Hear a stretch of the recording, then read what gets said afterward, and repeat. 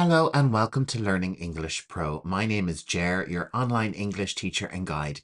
In today's lesson, we'll cover 100 essential English phrases for flight attendants. Whether you're working in the cabin or on the ground, these phrases will help you communicate confidently with passengers in English. To help you follow along, I've also created a free PDF guide that contains all 100 phrases from the lessons, plus additional tips on handling in-flight situations in English. You can download the PDF using the link in the video description below. And stay tuned after this lesson because in this video I've included my English Travel Masterclass, which features over 20 lessons designed to help you master the vocabulary and phrases you need for travel-related conversations. From airport and transport phrases to shopping and restaurant vocabulary, this masterclass covers everything you need to confidently engage with passengers and clients in English. It's perfect for flight attendants and anyone working in the travel industry. So with all that business out of the way, let's get on with today's lesson. Let's begin with phrases flight attendants use when welcoming passengers and helping them on board.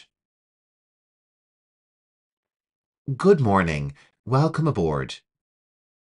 Good afternoon. Welcome aboard. This phrase is a polite and professional way to greet passengers.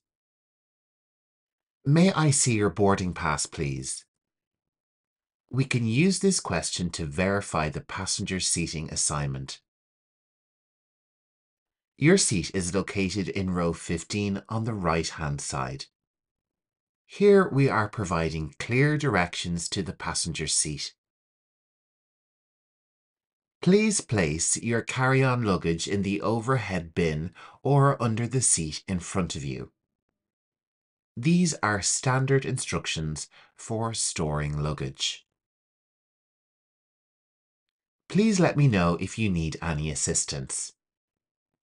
It's important to offer help to passengers during the boarding process. Is this your first time flying with us? This question is a great conversation starter with passengers. I'll help you find your seat. You can use this statement to offer assistance to passengers who are struggling to find their seat. Please be careful when placing your bag in the overhead compartment. We can use this statement as a friendly reminder to prevent injury. Let me assist you with that. With this statement, you're offering to help a passenger struggling with luggage or seating. Enjoy your flight. This is a positive send-off once the passenger is seated. Next, let's move on to essential safety instructions that flight attendants give to passengers before takeoff. Please fasten your seatbelt and make sure it is securely tightened. Ensure that your seat is in the upright position. Please switch your electronic devices to airplane mode. In case of an emergency, oxygen masks will drop from the panel above you. Place the mask over your nose and mouth and breathe normally. Please review the safety information card located in the seat pocket in front of you. In the event of an evacuation, follow the floor lighting to the nearest exit. Life vests are located under your seat. Please stow your tray tables and return your seat back to the upright position. Thank you for your attention. Enjoy your flight. Once the flight is in the air, here are the key phrases you'll use during in-flight service. What would you like to drink? A simple question to offer beverage options. Would you prefer tea, coffee, or water? With this question, you're giving specific choices to passengers. We have snacks available for purchase. I'll be back with your drink shortly. With this statement, you're letting the passenger know their request is being handled. I'll bring you a blanket right away. This statement is suitable if you're offering comfort items like blankets or pillows. Please let me know if you need anything else. With this statement, you're offering continued assistance during the flight. We'll be serving lunch in about 30 minutes. We'll be serving dinner in about 30 minutes. I'm sorry, we're out of that option. May I offer you something else? With this sentence, you're politely explaining that a selection is unavailable for the passenger. Is there anything else I can get for you? Would you like to purchase duty-free items? Flight attendants also play a key role in ensuring passenger comfort and safety throughout the flight. Here are some phrases for these situations. Please remain seated while the seatbelt sign is on. This is a polite way to remind passengers to stay seated. May I adjust your seat for you? With this question, you're offering assistance to a passenger who may be having trouble with their seat. Please keep your seatbelt fastened, even when the seatbelt sign is off. This is a crucial safety reminder for mid-flight. Can I help you with your seatbelt? With this question, you're offering assistance to passengers who may need help with their seatbelt. Please be careful when opening the overhead compartments, as items may have shifted during the flight. With this statement, you're warning about the possibility of items falling from the overhead compartments. I'll bring you an extra pillow to make you more comfortable. Would you like me to dim the lights for you?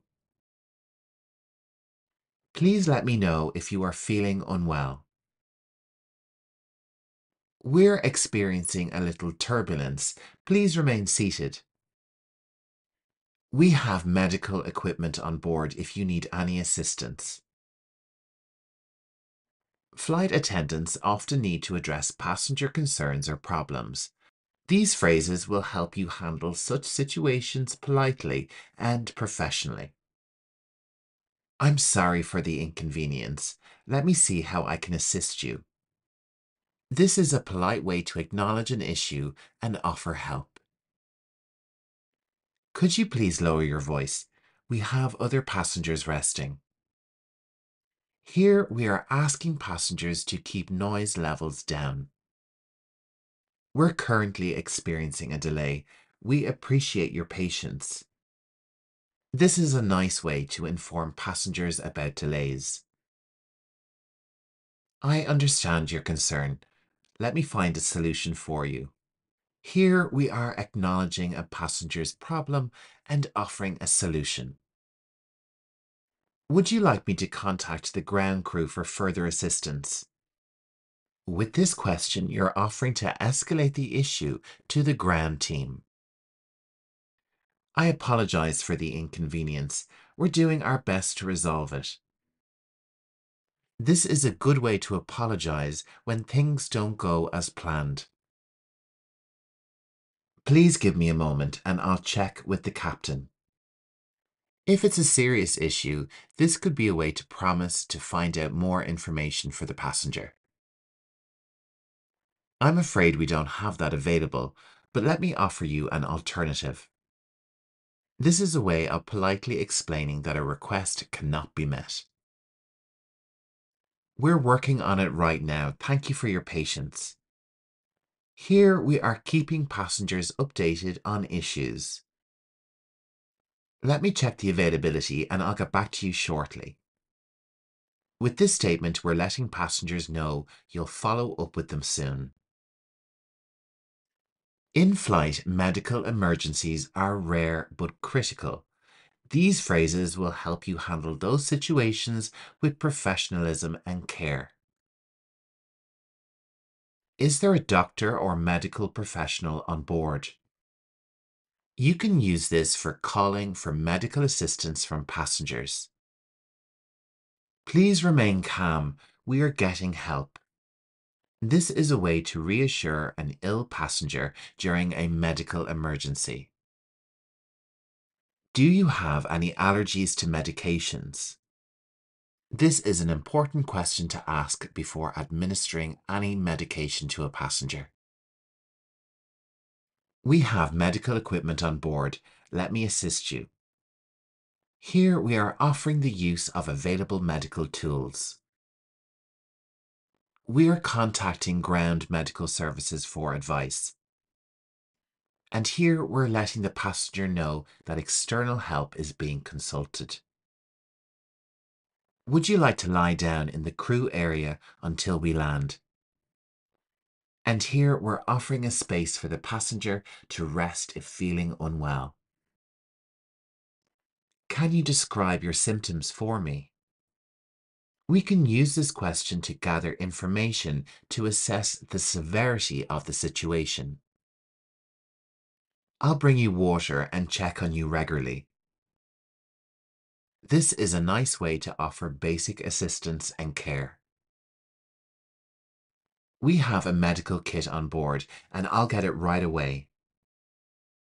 Here we have another way to inform the passenger of medical supplies on the aircraft. We're diverting the flight to the nearest airport for medical assistance. You can use this statement to inform other passengers of a diversion due to a medical emergency on the flight. Handling passenger complaints and feedback with patience and professionalism is essential for flight attendants. Here are some key phrases for dealing with those situations. I'm sorry to hear that you're unhappy with the service. With this statement, you're acknowledging the complaint. Thank you for bringing this to our attention. This is a polite response to feedback or complaints. I understand your frustration. Let me see what I can do to help. This is a nice way to show empathy and to offer assistance. I'll speak with my supervisor and get back to you. With this statement, you're letting the passenger know that you're escalating the complaint as necessary. We appreciate your patience while we work to resolve this. You can use this statement to encourage patience from the passenger. I'm sorry, but we're unable to fulfill that request. This is a way to politely deny a request when it's not possible. Please let me know if there's anything else I can assist you with. With this phrase, you're offering further help after addressing the issue. Thank you for flying with us, and I apologize for the inconvenience. Here we are offering a courteous apology for any disruption. I will make a note of your feedback for our team. Saying this to a passenger reassures them that their feedback is taken seriously. Would you like me to file a formal complaint on your behalf? This is another way that we can let the passengers know about escalating the issue. After a smooth flight, it's important to end with polite farewells and instructions. Here are some key phrases for post-flight communication. We have now landed at our destination. You can use this phrase to announce the landing. Please remain seated until the seatbelt sign has been turned off. Here we are reminding passengers to stay seated after landing. We hope you enjoyed your flight with us today. This is a way to offer a warm farewell. Please check around your seat for any personal belongings before you disembark. Here we are reminding passengers to gather their belongings before they leave the aircraft. You can now switch on your electronic devices. With this statement, you're allowing passengers to turn on their mobile phones and other devices after landing. Thank you for flying with us, and we look forward to serving you again. This phrase is a polite closing statement. For those of you with connecting flights, please check the screens for updated gate information. With this sentence, we're offering help to passengers with onward connections. We appreciate your patience during the disembarking process.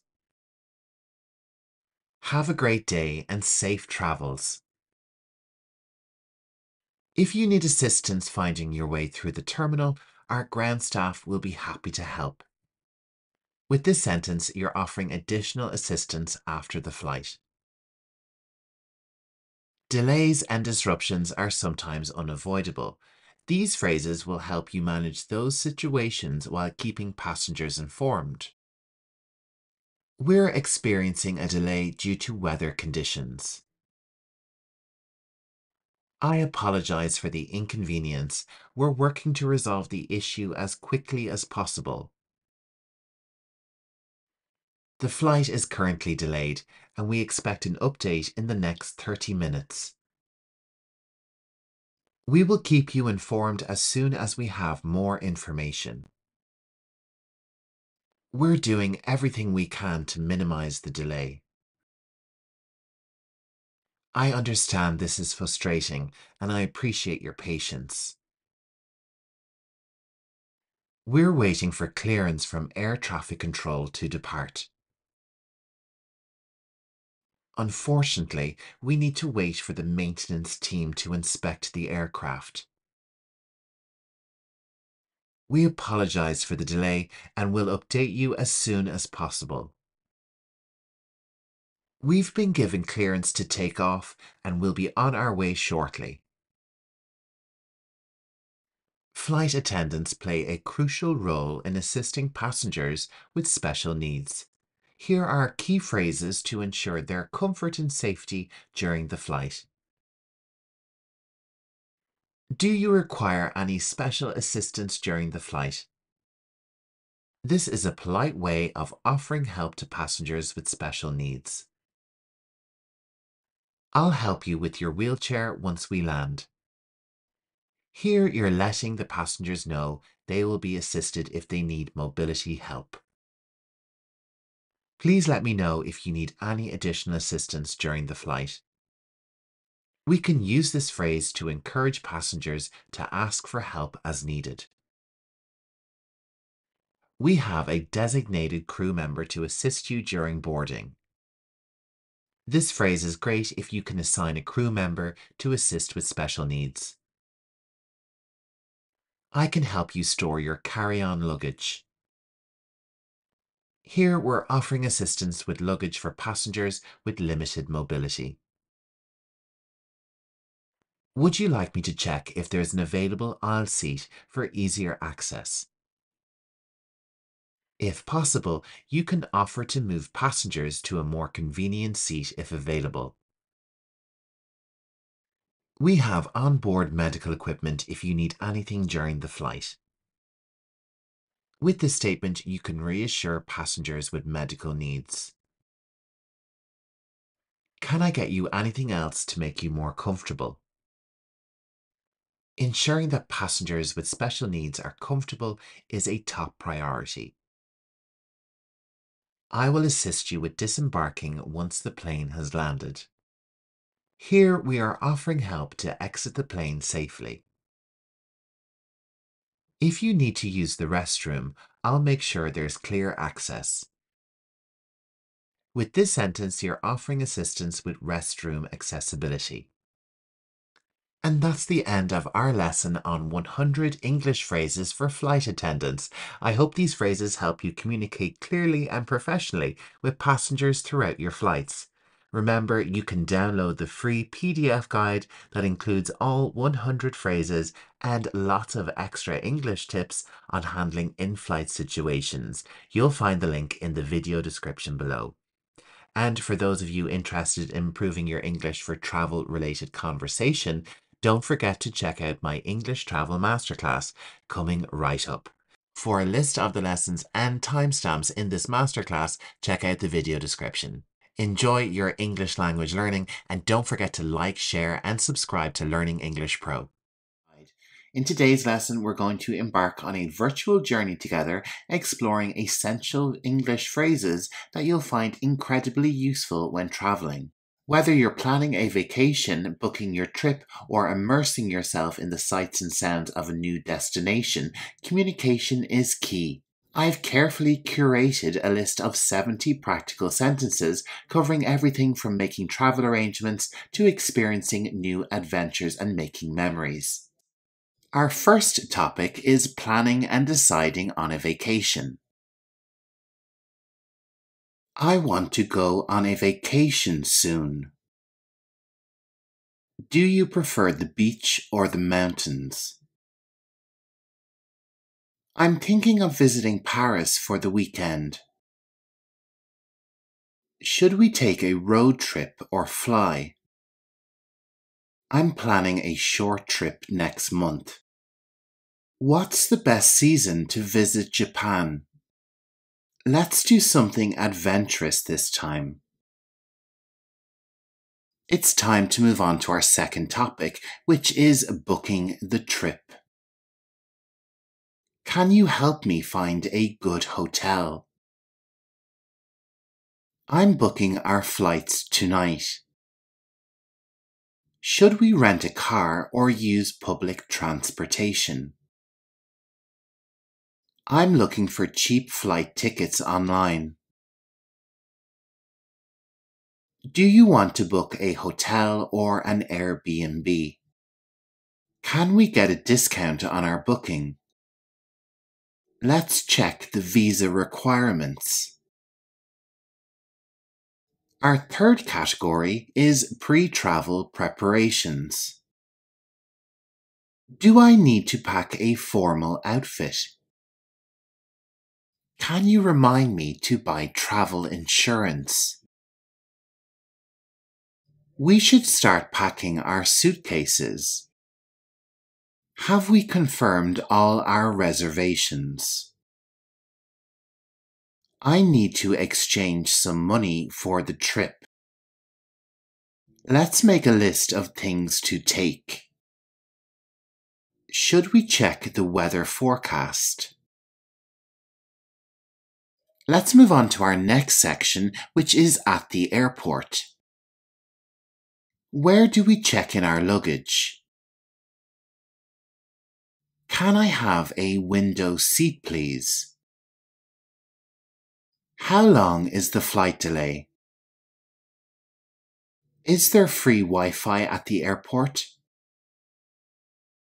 Can I buy a bottle of water here? What time does boarding start? Do we need to fill out any forms? Our next section will cover phrases you can use on the plane. Can I get a blanket, please? Is there a vegetarian meal option? How do I adjust my seat? Can I switch my seat with you? What movies are available? Can I have some water, please? Are we landing soon? Let's move on to our next section, which deals with arrival and exploration. How do we get to the city centre from here? Can I have a map of the city? Where is a good place to eat nearby? Do you know the exchange rate?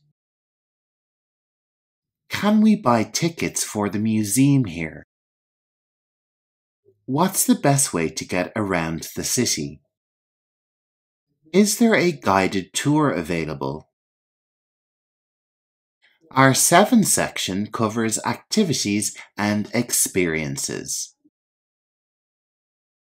Do you want to try snorkeling? Can we book a day trip to the countryside? Where can we rent bicycles? Is the art gallery open today? Can we take photos here? Do you want to watch the sunset at the beach? How much does it cost to enter the national park? Our next section deals with rest and relaxation. Is there a spa at our hotel? Can we spend a day just relaxing by the pool? Where's a quiet place to read? Do you want to try yoga on the beach? Let's find a cozy cafe to unwind in. Should we book a massage?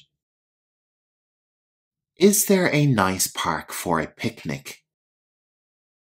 Our penultimate section deals with challenges and adventures you may encounter when you're on your vacation. Can you speak English? I'm lost. Can you help me find my hotel? Do you know where the nearest pharmacy is?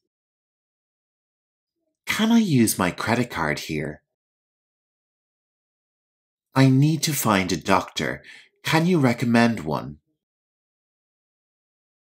How do I say thank you in your language? Can I drink the tap water? The final section in this part of the lesson is all about making memories. Let's buy souvenirs for our friends. Can you take a picture of us?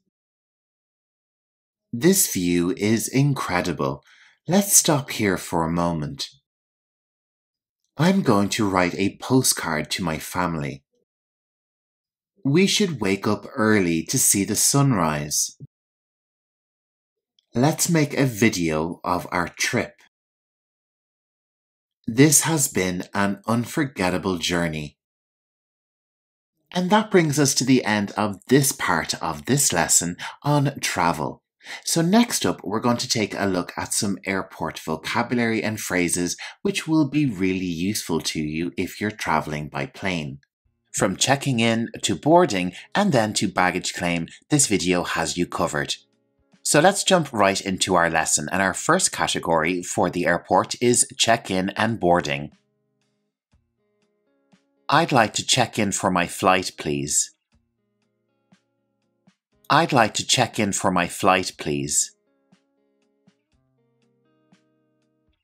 I prefer a window seat. I prefer a window seat. Is my flight on schedule? Is my flight on schedule? Could you tell me the baggage allowance for this flight? Could you tell me the baggage allowance for this flight? I need to pay for extra luggage.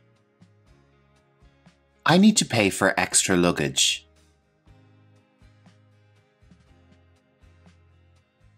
I'm looking for gate number 12. I'm looking for gate number 12. Please let me know when boarding starts. Please let me know when boarding starts. I'm interested in an upgrade to business class. I'm interested in an upgrade to business class. Let's move on to our second category, which is the security check. Should I remove my belt? Should I remove my belt? Is this item allowed through security? Is this item allowed through security?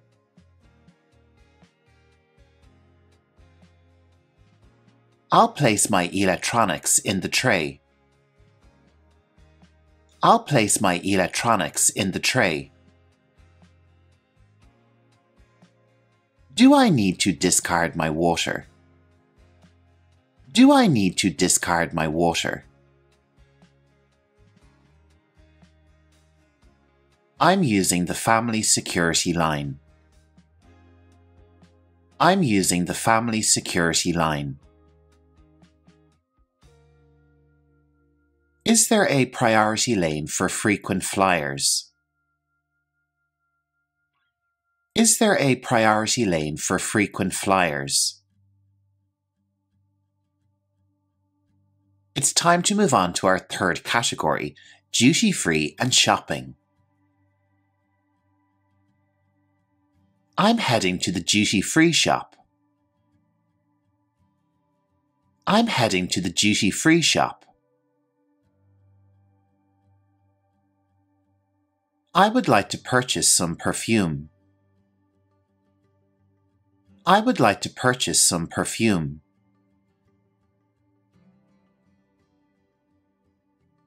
Do you accept credit cards? Do you accept credit cards?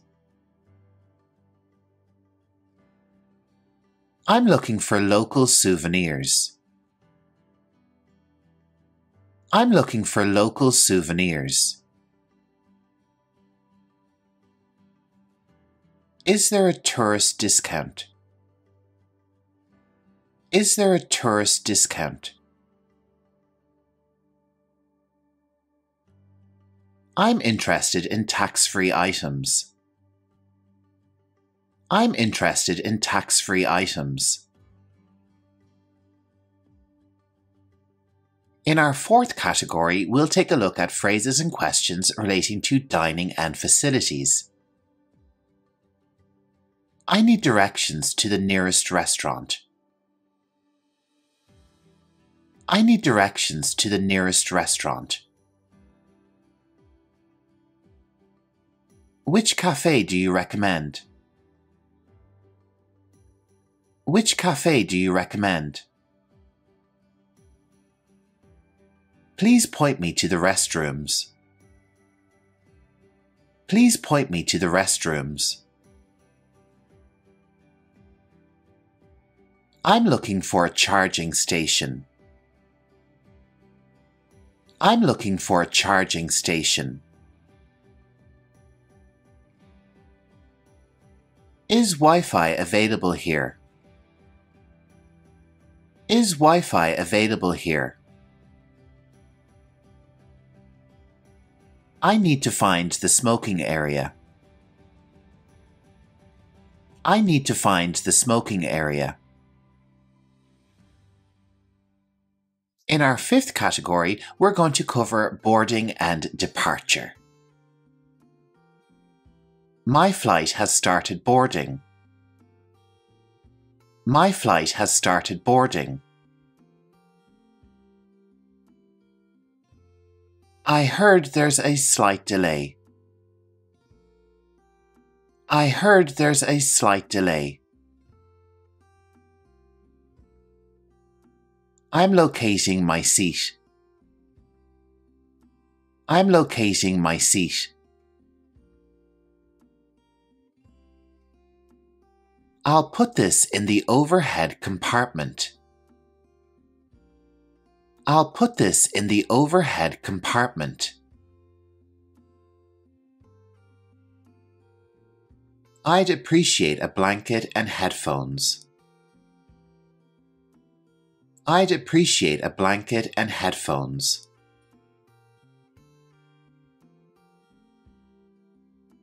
What's our estimated time of arrival?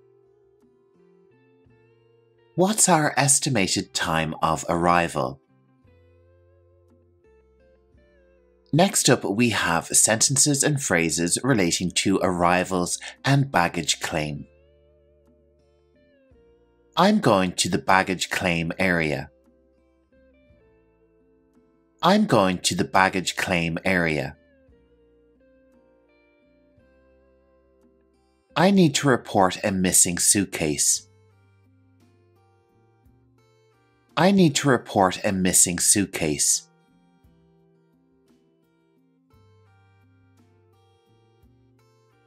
Where can I find a luggage trolley? Where can I find a luggage trolley? Could you assist me with my luggage? Could you assist me with my luggage? Is there a lost and found office? Is there a lost and found office?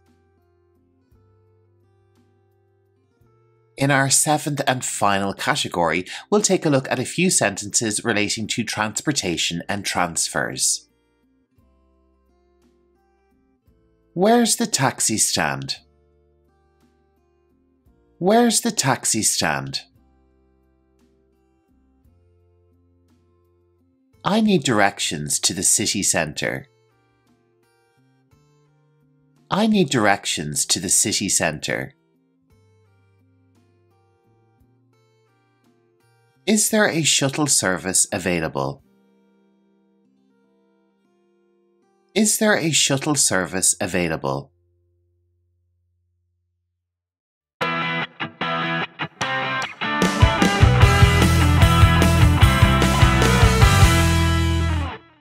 Hello and welcome to another exciting episode of Learning English Pro.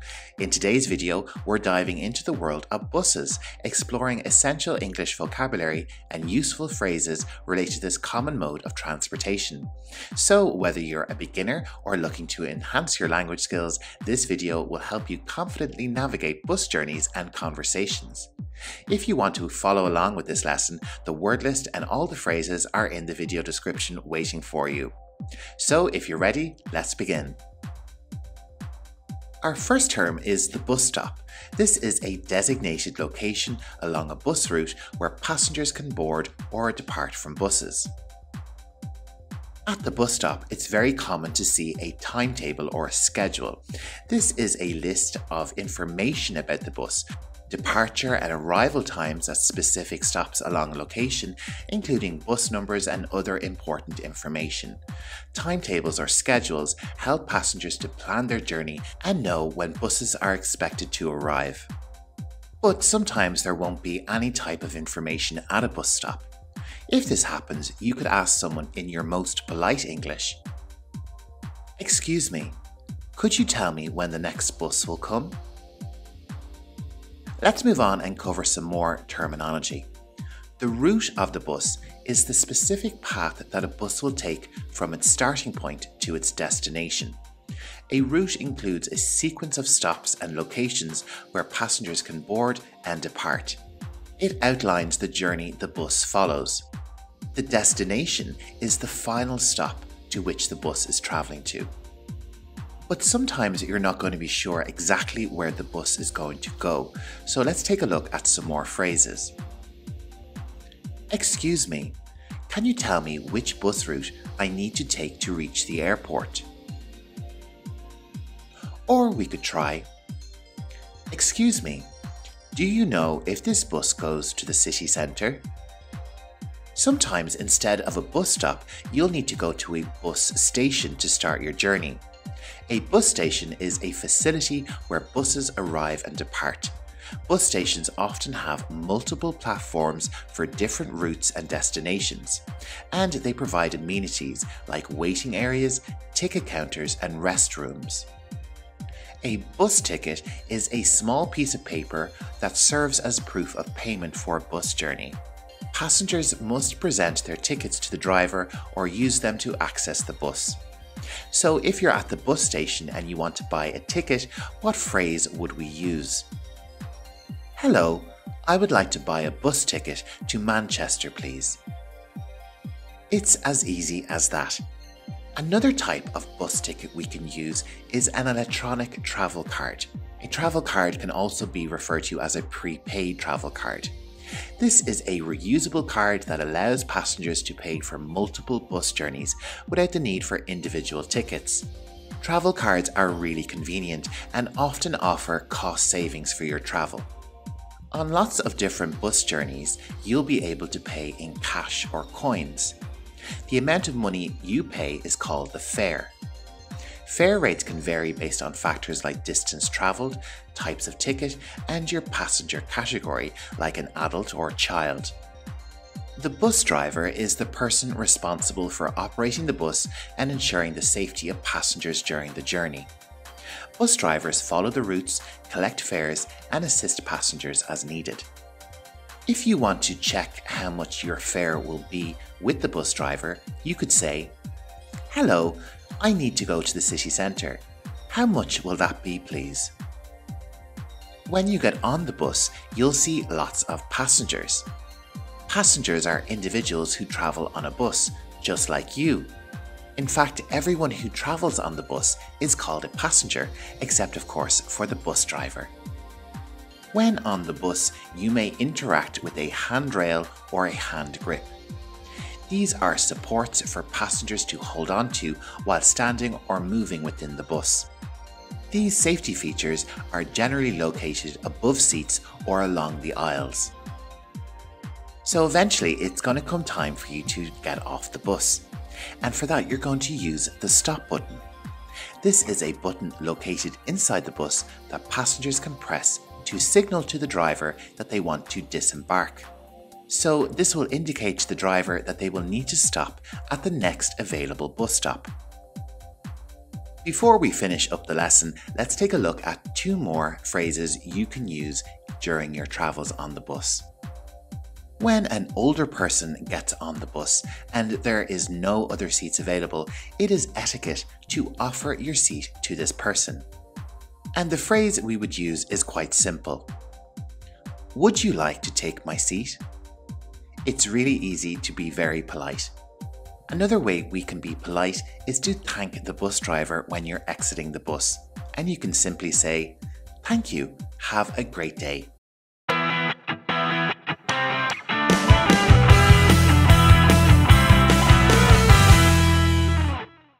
Hello there language learners and welcome back to Learning English Pro. In today's video we're going to take a journey through the airport, exploring essential English vocabulary that will help you navigate your way through terminals, gates and flights with confidence. Don't worry if you miss any of the terms, I've got you covered. The complete word list and definitions will be waiting for you in the video description below. So if you're ready, let's dive right in. Let's start with the basics. A terminal is a building at the airport where passengers check in, go through security and wait for their flights. If an airport has multiple terminals, you may have a situation where one terminal could be for domestic flights and another specifically for international flights.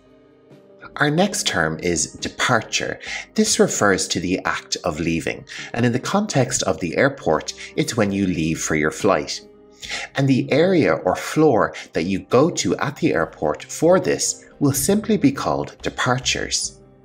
Arrival, on the other hand, is the act of reaching your destination.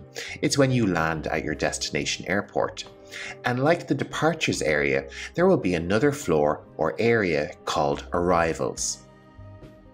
Check-in is the process of registering your presence at the airport before a flight. This is usually done in the check-in area. It typically involves providing your flight details and information. In many cases, this procedure can be done online through the airline's website or mobile app before even arriving at the airport. And if you have bags you need to check in, it might be time to do that now. So you can do this sometimes at the check-in counter, or there might be a specific area called a baggage drop-off or bag drop. During the check-in process, you may receive your boarding pass. This is a document that allows you to board your flight. It includes important details like your seat number and departure gate. If you have checked in online, your boarding pass may be on your phone or you might have it printed out. You must keep this document in your possession for the duration of your journey. Once you have all that business out of the way, it's time to go through the security check. Before you board your flight, you need to go through this check. This is where your belongings are screened for safety reasons. Luggage is generally scanned by an X-ray machine and it may be searched or inspected. Similarly, passengers are also screened and may be physically searched if the machine detects something unusual. Sometimes after security check or at some point in the airport, you may have to go through passport control. At passport control, officials check your passport or visa and other travel documents to allow you to enter or exit a country. Duty-free shops are stores at the airport where you can buy goods without paying certain taxes or duties. Shops in this area usually sell high-value goods such as perfume, technology, sunglasses, and other luxury items. A concourse is a long corridor within the terminal that leads to various departure gates. And the gate is the specific area where you will board your plane. It's important to know your gate number to make sure you're in the right place. There is usually seating in this area for waiting passengers, and typically there will be a desk manned by airline staff. Soon enough, it'll be time for boarding.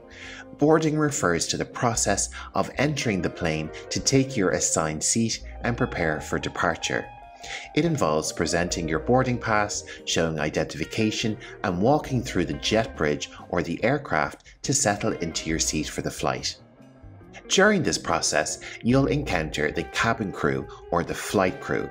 These are the members of the airline staff who will take care of you and other passengers during the flight. Takeoff refers to the moment when an aircraft leaves the ground and begins its ascent into the air. During takeoff, the aircraft gains speed on the runway and its lift increases until it becomes airborne. The term in flight refers to everything that happens during your time on the plane, from takeoff to landing. Landing is the controlled descent of an aircraft onto the runway or landing surface at an airport. It's the opposite of takeoff. After you land, something you may need to do is go through immigration. Immigration is the process of checking your passport and other documents when entering a new country. After this, you'll generally head to the baggage claim area. This is where you collect your checked-in luggage. And before you exit the airport, you might have to go through customs. Customs is where your luggage and belongings might be inspected by authorities to ensure you're not carrying any prohibited items.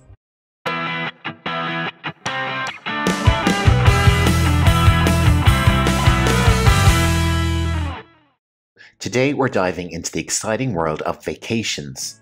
Whether you're planning a getaway or just want to expand your vocabulary, this video is for you.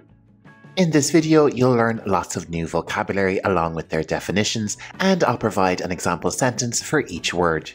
Be sure to check out the word list in the video description for quick reference. And remember, if you notice any differences between American and British English, I've got you covered. Let's get started with our lesson, and first up we have wanderlust. This is that irresistible urge to travel, explore new places and experience different cultures. It's that feeling you get when you can't resist the call of adventure. Our example sentence is, after years of working, I finally gave in to my wanderlust and booked a solo trip around Europe. Next we have staycation. This term refers to taking time off from work and simply relaxing at home or exploring your local area. It's like a mini vacation without the need for travel. Our example sentence is, I decided to have a staycation this year, enjoying my city's museums, parks, and local eateries. Have you ever felt groggy after a long flight? That's jet lag. It's that temporary sleep disorder that happens when your body's internal clock is out of sync with the time zone you're in. I couldn't shake off my jet lag for days after flying halfway around the world. Ah, souvenirs. These are keepsakes or mementos you bring back from your travels to remind you of places you visited. They come in all shapes and sizes, from keychains to local handicrafts. I bought a beautiful hand-painted plate as a souvenir from my trip to Morocco. An itinerary is your travel schedule or plan. It outlines the activities, places to visit, and events you'll experience during your vacation. It's like a travel roadmap. Our detailed itinerary included visits to historic sites, culinary tours, and even a hot air balloon ride. Backpacking is an adventurous way of traveling, often on a budget. You pack light, carry a backpack, and explore various destinations, experiencing different cultures up close. Let's check out our example sentence. We spent 3 months backpacking through Southeast Asia, immersing ourselves in local traditions and trying street food along the way.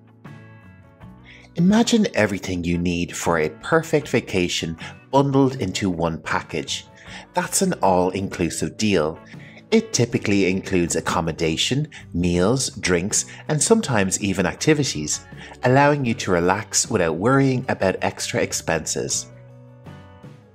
We treated ourselves to an all-inclusive resort in the Caribbean, where we enjoyed unlimited access to the beach, pool, and gourmet dining. Sightseeing is a must-do activity during vacations. It involves visiting popular landmarks, historical sites, and attractions in the area to truly experience its beauty and culture. We spent the whole day sightseeing in Rome, exploring the Colosseum, Vatican City, and charming cobblestone streets. Spending too much time under the sun without protection can lead to sunburn. It's a painful skin condition caused by excessive exposure to ultraviolet rays. I forgot to reapply sunscreen, and now I'm dealing with a painful sunburn on my shoulders. If you love nature and adventure, hiking is the way to go. Lace up your boots, grab your backpack, and explore the great outdoors by walking through trails and enjoying breathtaking views. Our example sentence is, we spent the weekend hiking in the national park, reaching the summit just in time to catch a stunning sunrise. In British English, we use the term queue to refer to standing in line. So when you're patiently waiting your turn for that amazing attraction, you're actually in a queue. Our example sentence is, we joined the queue early to make sure we got tickets to the popular art exhibit. Here's an interesting difference between American and British English. Americans often say vacation to refer to time off work, while in British English they say holiday. So whether you're planning your dream vacation or holiday, it's all about unwinding and having a great time. In American English, our example sentence is, I can't wait for my vacation next month. I'm going to relax on the beach and forget about work. Our example for British English is, in about 2 weeks we will go on holiday to Madrid. I am looking forward to trying some tapas. Another American-British English distinction, luggage and baggage. Both terms refer to your suitcases and bags, but luggage is more commonly used in American English, while baggage is more frequently heard in British English. Let's use both terms in the same sentence. I struggled to carry all my baggage through the airport, but luckily the hotel had luggage carts. In American English, they say elevator when they want to reach a different floor in a building. In British English, they say lift. So whether you're hitting the elevator or calling the lift, you're on your way up. Let's try elevator in an example sentence. I pressed the button for the elevator and waited patiently for it to arrive. Finally, we have postcards. These are lovely little cards you send to friends and family from your vacation spot. They usually feature a picture of a scenic view or landmark, giving your loved ones a glimpse of your travels. I'm sending a postcard with a picture of the Eiffel Tower to my grandparents to let them know how amazing Paris is.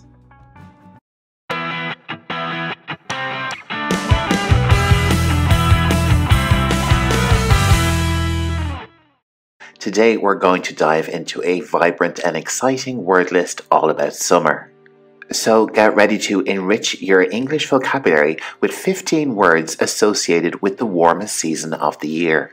And as usual, I'm posting the complete word list and sentence examples in the description below.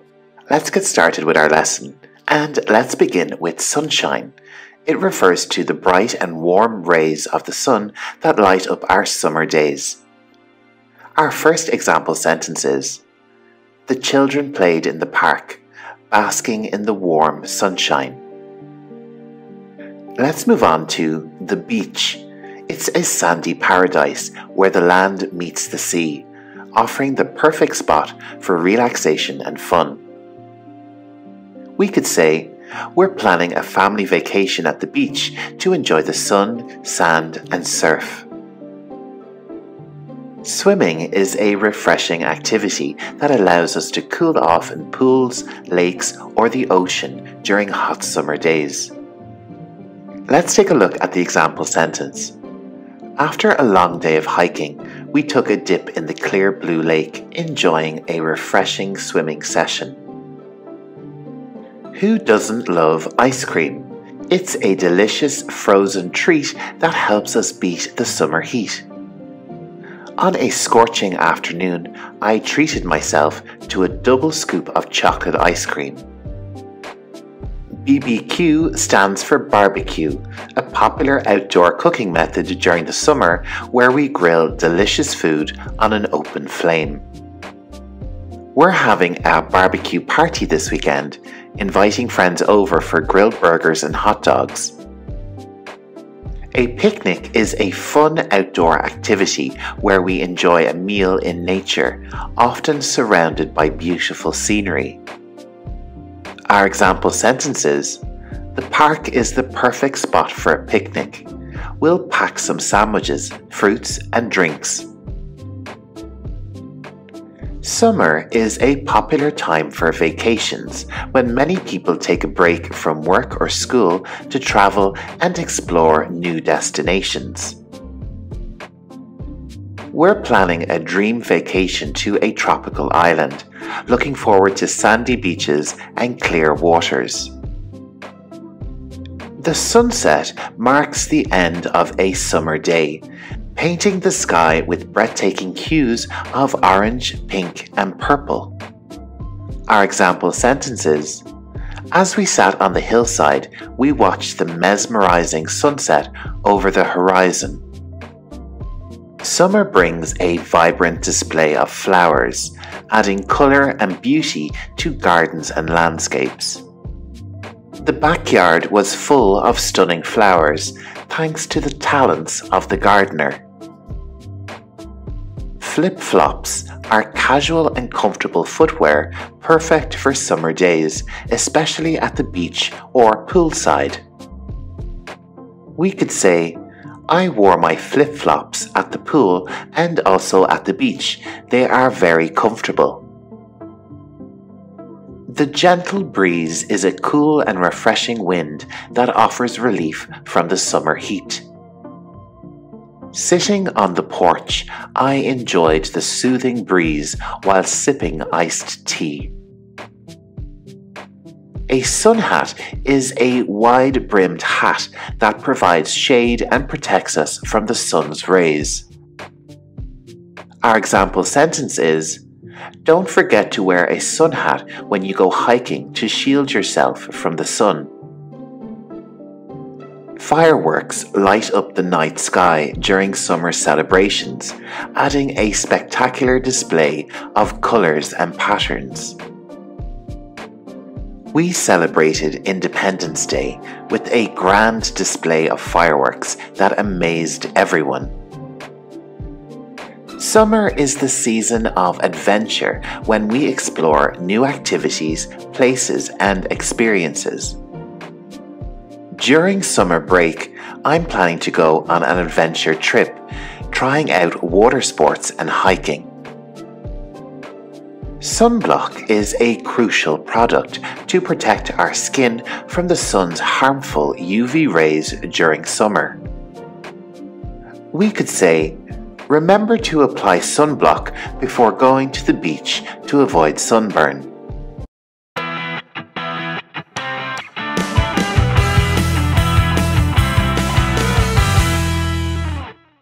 In this lesson, we'll be learning essential clothes shopping phrases for English learners. So you'll learn lots of useful English to help you buy your next outfit. So let's jump into our first category, finding the right size and fit. Do you have this in a smaller size? Do you have this in a smaller size? Do you have this in a larger size? Do you have this in a larger size? Can I try this on? Can I try this on?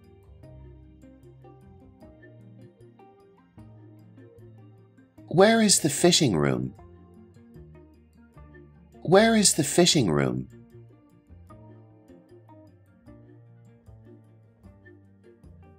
Does this come in different colors?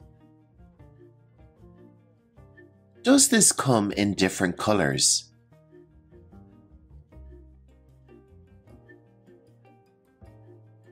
Is this available in my size? Is this available in my size? How does this fit? How does this fit?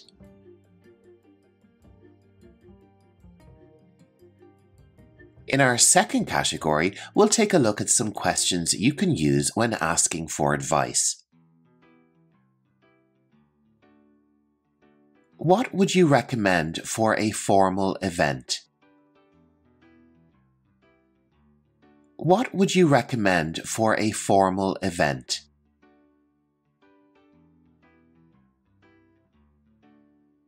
Can you suggest a good outfit for the summer? Can you suggest a good outfit for the summer? What style is in fashion right now? What style is in fashion right now? Do these shoes match this dress? Do these shoes match this dress?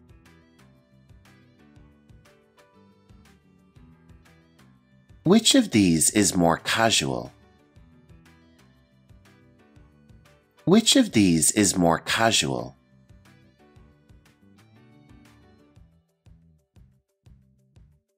Can you help me find a winter coat?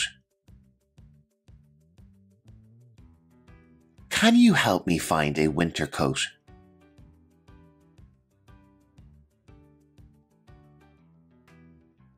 In our next category, we'll take a look at questions you can ask when checking prices and offers. How much does this cost? How much does this cost? Is this on sale? Is this on sale?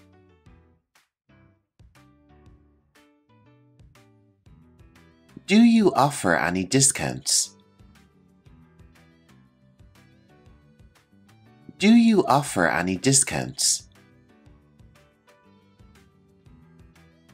Can I get a refund if it doesn't fit? Can I get a refund if it doesn't fit? Do you have a loyalty program?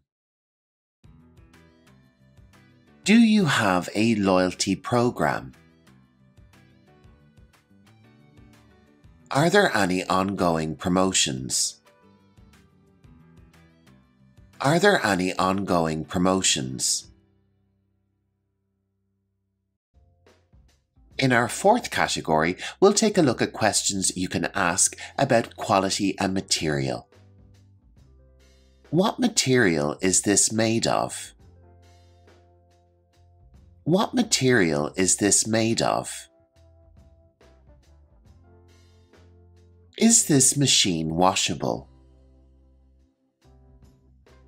Is this machine washable?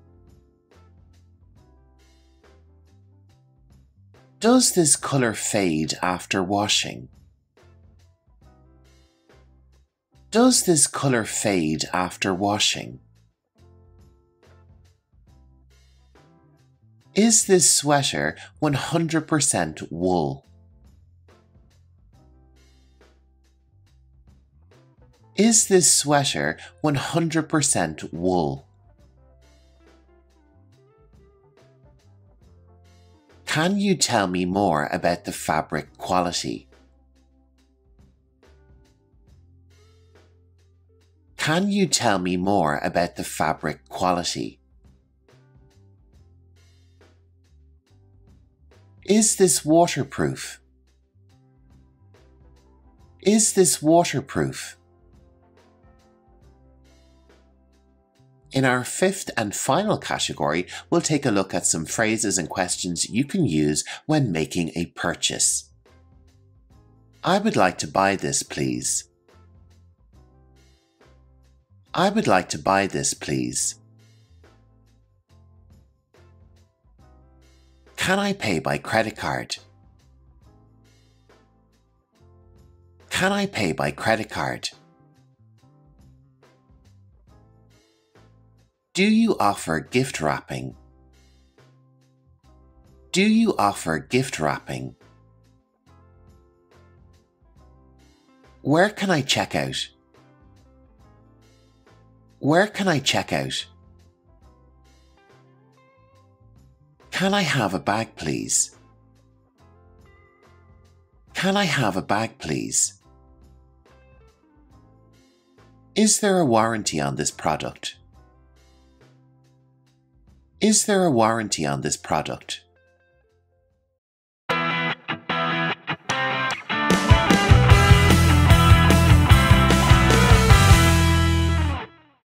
Hi everyone, hope you are well. In this English lesson, we will be exploring the world of retail and learning the English names of different types of shops and stores. In fact, you will learn 60 terms in this lesson. There are lots of differences between American and British English, which I will also share with you. As usual, I am posting the word list in the description below. Make sure to check it out and revise the vocabulary after the video, and don't forget to subscribe. Let's jump straight into our lesson.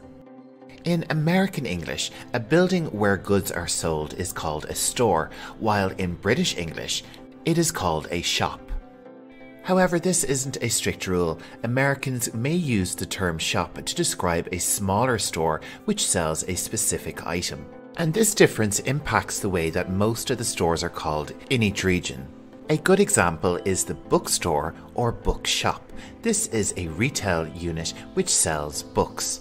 So in American English, we have bookstore, all one word, or in British English, bookshop, again all one word. Some shops will have a specific name, like a butcher. A butcher is a specialized store which prepares and sells raw meat. Our next type of store bakes and prepares bread-based products. It's called a bakery. Let's move on, and our next store provides a service to cut men's hair. It's called a barbershop in American English, and in British English it's referred to as the barbers. And for women's hair, in American English the store is called a hair salon, and in British English it's called a hairdresser's. The next store we will look at is called a cafe, which offers beverages such as coffee and tea and perhaps some pastries. In British English, it might be referred to as a coffee shop, and in American English, it might be referred to as a coffee house. If you're looking for something sweet like confectionery, you should go to the candy shop. This is what it's called in American English. In British English, it's called a sweet shop. For any type of clothing, in America you would be looking for a clothing store. In British English, it's called a clothes shop. A smaller clothes shop or clothing store, which may provide a particular type of clothing or indeed is one which belongs to a specific designer, may be called a boutique. In most regions, the store where you buy your medicine is called a pharmacy. In lots of places in America, pharmacies are located within a drugstore which sells medicines and other products. In British English, a synonym of pharmacy is chemist, which is commonly used. Let's move on to some food stores, and our next store is called a delicatessen, or a deli for short. This is a shop which sells cooked meats, cheeses, and unusual or foreign prepared foods. And in lots of delis, especially in the US, you can pick up a pretty good sandwich. A store which sells only cheeses and specializes in cheeses is known as a cheesemonger. A monger is an old word for a tradesperson. Another type of monger which you may hear of is a fishmonger, and this is a person who trades in fish.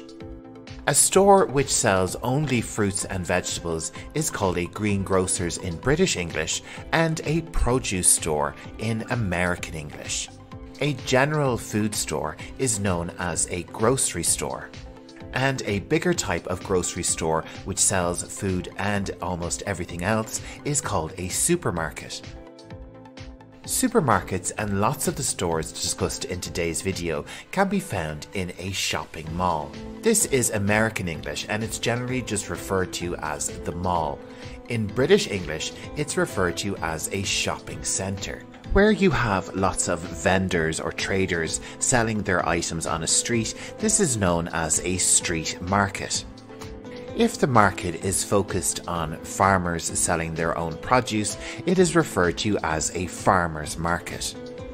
A store that sells tools and machinery and other durable equipment is known as a hardware store in American English and a hardware shop in British English.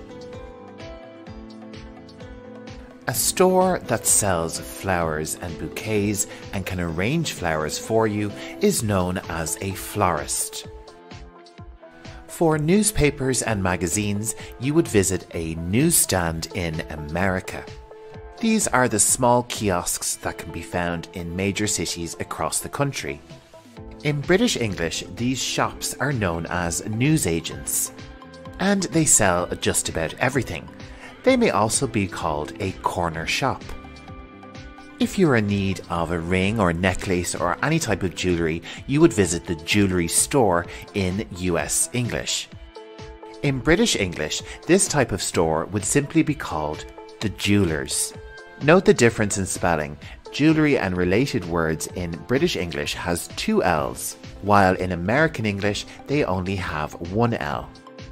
A store which sells alcoholic beverages is known as a liquor store in American English. In British English, it is known as an off-license. If you partake in sports, fitness and exercise, you would look for a sports store in American English, or it may be referred to as a sporting goods store. In British English, it would be referred to as a sports shop. Our next type of shop is commonly found in tourist areas in major cities, a gift shop. These are typically full of trinkets and memorabilia for you to purchase for a loved one. Like the term gift shop, most shops and stores are simply referred to by what they sell. Let's take a look at some other examples. So a store which sells pet-related products would be called a pet store or pet shop. Next up we have shoe store or shoe shop. Or how about electronic store or electronic shop? Toy store, toy shop. Let's try a few more. Furniture store or furniture shop. How about art store or art shop? Some stores will only sell one item, like a piano store or a piano shop.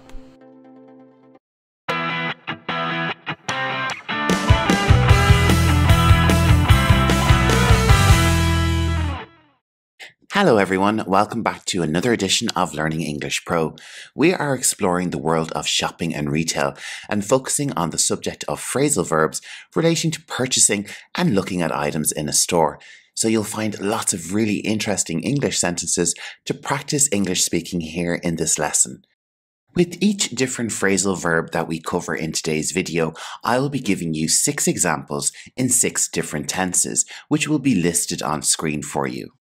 So with this in mind, let's get started on our English lesson. And our first phrasal verb is to pick out. The definition of this is to choose something from a number of alternatives. Okay, let's move on and take a look at all our different sentence examples. I picked out a new car last week. I picked out a new car last week. I pick out the best clothes in every sale. I pick out the best clothes in every sale. She always picks out the best from our selection. She always picks out the best from our selection. I have picked out a really nice jacket. I have picked out a really nice jacket. I will pick out a belt in the store tomorrow. I will pick out a belt in the store tomorrow. At the moment, I am picking out a new suit. At the moment, I am picking out a new suit. For our next phrasal verb, we are going to UK English with splash out. This phrasal verb means to spend money freely, to spend a lot of money. Let's check out some of those example sentences. I splashed out on some new clothes. I splashed out on some new clothes. I splash out on an expensive holiday once a year. I splash out on an expensive holiday once a year. My mother splashes out on gifts every Christmas. My mother splashes out on gifts every Christmas. I have splashed out on clothes too much. I have splashed out on clothes too much. I will splash out and buy something nice. I will splash out and buy something nice. I am splashing out on a new car for the family. I am splashing out on a new car for the family. Let's move right along to our next phrasal verb, which is to pay for. And this means to give someone or something money that is due for work done, goods received, or a debt incurred. The verb to pay is an irregular verb, so pay close attention to how this verb changes in the past tenses. I paid for my shopping and went home. I paid for my shopping and went home. I usually pay for my food shopping with cash. I usually pay for my food shopping with cash. My friend pays for her child to go to dance lessons. My friend pays for her child to go to dance lessons.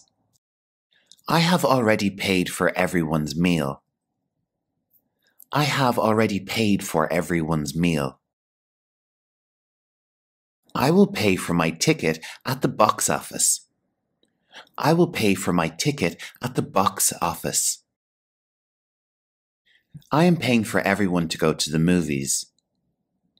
I am paying for everyone to go to the movies.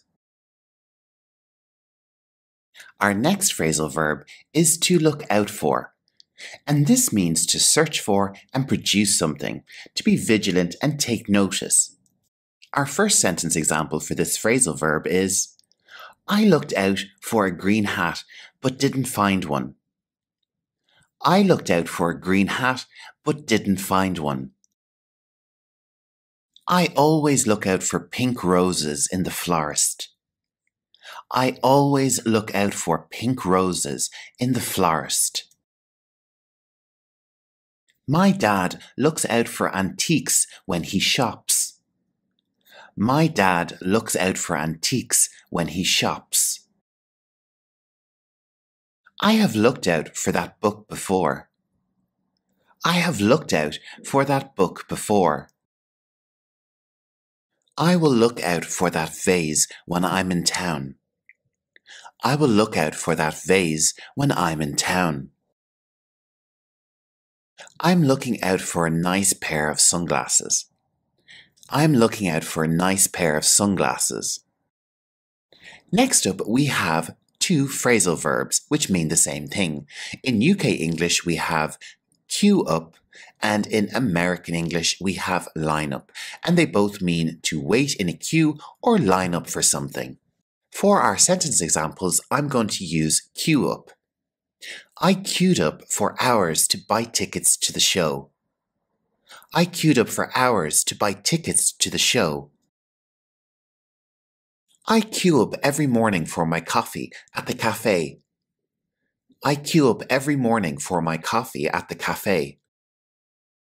She queues up for every sale that the store holds. She queues up for every sale that the store holds. I have queued up for many hours for that promotion. I have queued up for many hours for that promotion. I will queue up later after I get some more fruit. I will queue up later after I get some more fruit. I am queuing up to purchase these gifts. I am queuing up to purchase these gifts. Are you ready for another phrasal verb? This one is to shop around, and it means to look out for the most suitable item or service for the lowest price. Let's take a look at these sentence examples. I shopped around for the best deal. I shopped around for the best deal. I always shop around for the best price on food. I always shop around for the best price on food. She shops around for a great price before she decides to buy. She shops around for a great price before she decides to buy. I have shopped around for a better quote in the past. I have shopped around for a better quote in the past. I will shop around for a new car later this week.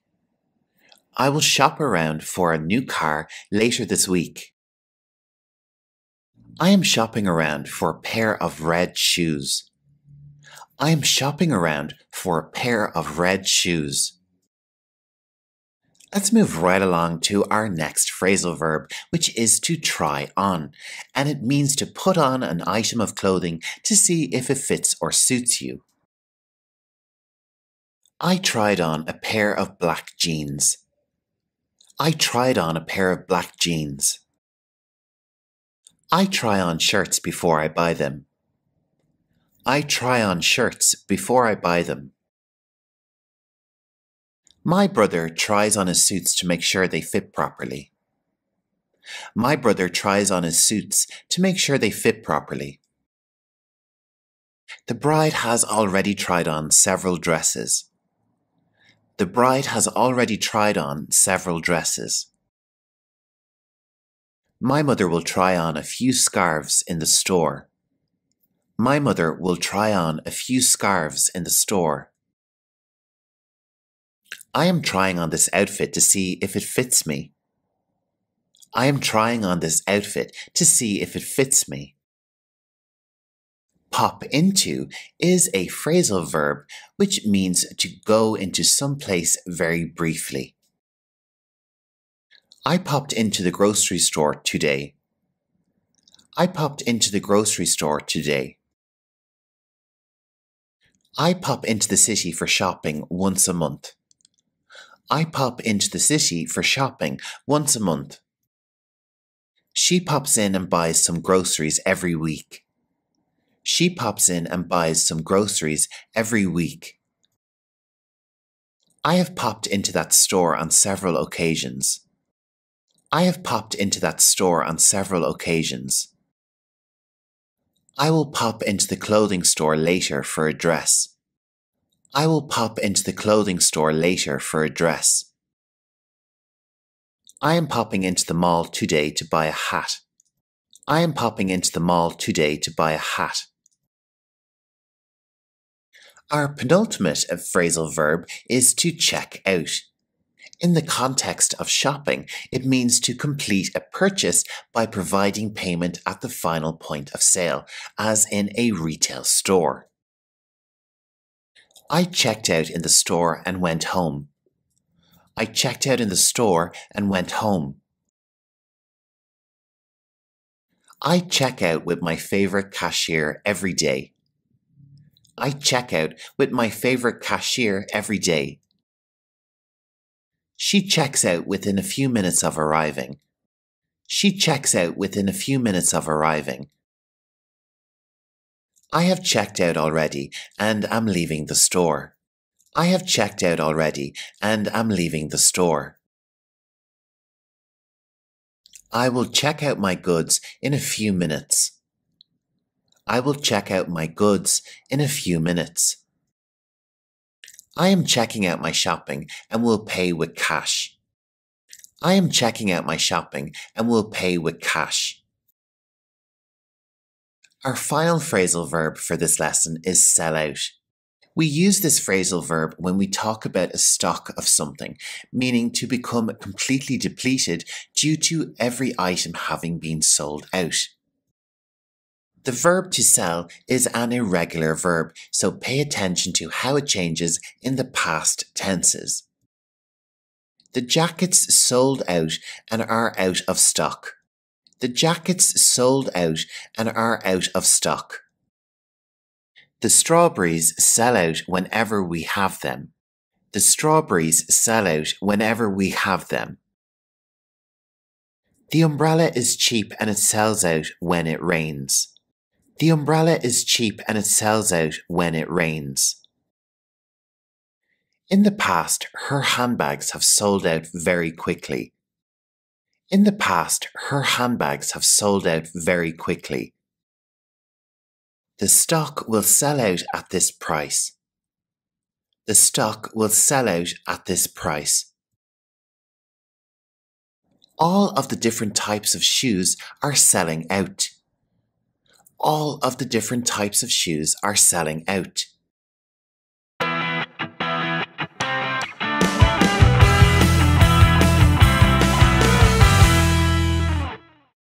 Welcome to Learning English Pro. In this vocabulary video, I'll take you on a virtual shopping spree as I explore the mall. Enhance your English language skills with essential nouns related to the American shopping experience. So if you're ready, let's dive in and start our lesson. And of course, our first word is mall. This describes a large shopping centre with various stores and facilities. Our example sentences: my friends and I love spending weekends at the mall, shopping for the latest fashion trends. Up next, we have the word boutique. A boutique is a small shop that sells stylish and exclusive items, often related to fashion. The example sentence is: she found a stunning dress at a boutique in the mall for the upcoming party. Let's move on to department store. A department store is a large retail store that offers a wide range of products organized into different departments. The department store at the mall has everything from clothes to electronics and home decor. Let's move on to my favorite area in the mall, the food court. This is an area where various food vendors are located, offering different cuisines. Let's check out our example sentence. Let's grab a quick bite at the food court before continuing our shopping spree. Our next word is escalator. This is the moving staircase that transports people between different levels or floors in the mall. After walking around for hours, my tired feet welcomed the sight of the escalator. Let's move on to restroom. This is a public facility in the mall where people can use the toilet and wash their hands. Our example sentence is, "Excuse me, can you tell me where the restrooms are located?" Our next word is every shopper's favorite, sales. This is a period of time when stores offer discounts and reduce prices on their products. I bought these shoes during the summer sales at the mall and I got a fantastic deal. Our next term is a fun activity you can do at the mall, window shopping. This is the act of looking at items in store windows without intending to make a purchase. We could say, "When I'm bored, I enjoy going to the mall and doing some window shopping." ATM stands for Automated Teller Machine. This is a device that allows people to withdraw cash from their bank accounts. I need to find an ATM in the mall to get some money for lunch. Our next word is elevator. This is the mechanical lift that moves people between different floors in the mall or any building. We could say, if you have strollers or heavy bags, the elevator is more convenient than the escalator. Another one of my favorite places in the mall is the cinema. This is a movie theater where films are shown for public entertainment. Our example sentence is, "After shopping, we decided to catch a movie at the mall's cinema." Our final term for this video is parking garage.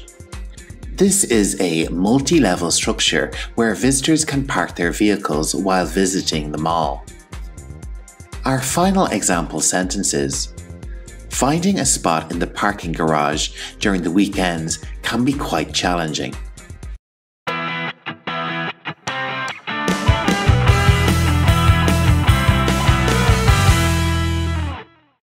We are exploring the world of restaurants and focusing on restaurant vocabulary. Let's jump right into our subject, and there's lots to cover in this lesson, so let's begin with alcohol. There are lots of different types of alcohol sold in restaurants, but the main one you will find is wine. And it is very common to see beer served in restaurants as well. And some restaurants will even offer cocktails. These are mixed alcoholic beverages. A good restaurant will have its alcohol listed on a wine menu or a wine list. Wine is typically sold by the glass or by the bottle. It is common to buy 1 or 2 bottles of wine for a table. Bigger restaurants will have a bar.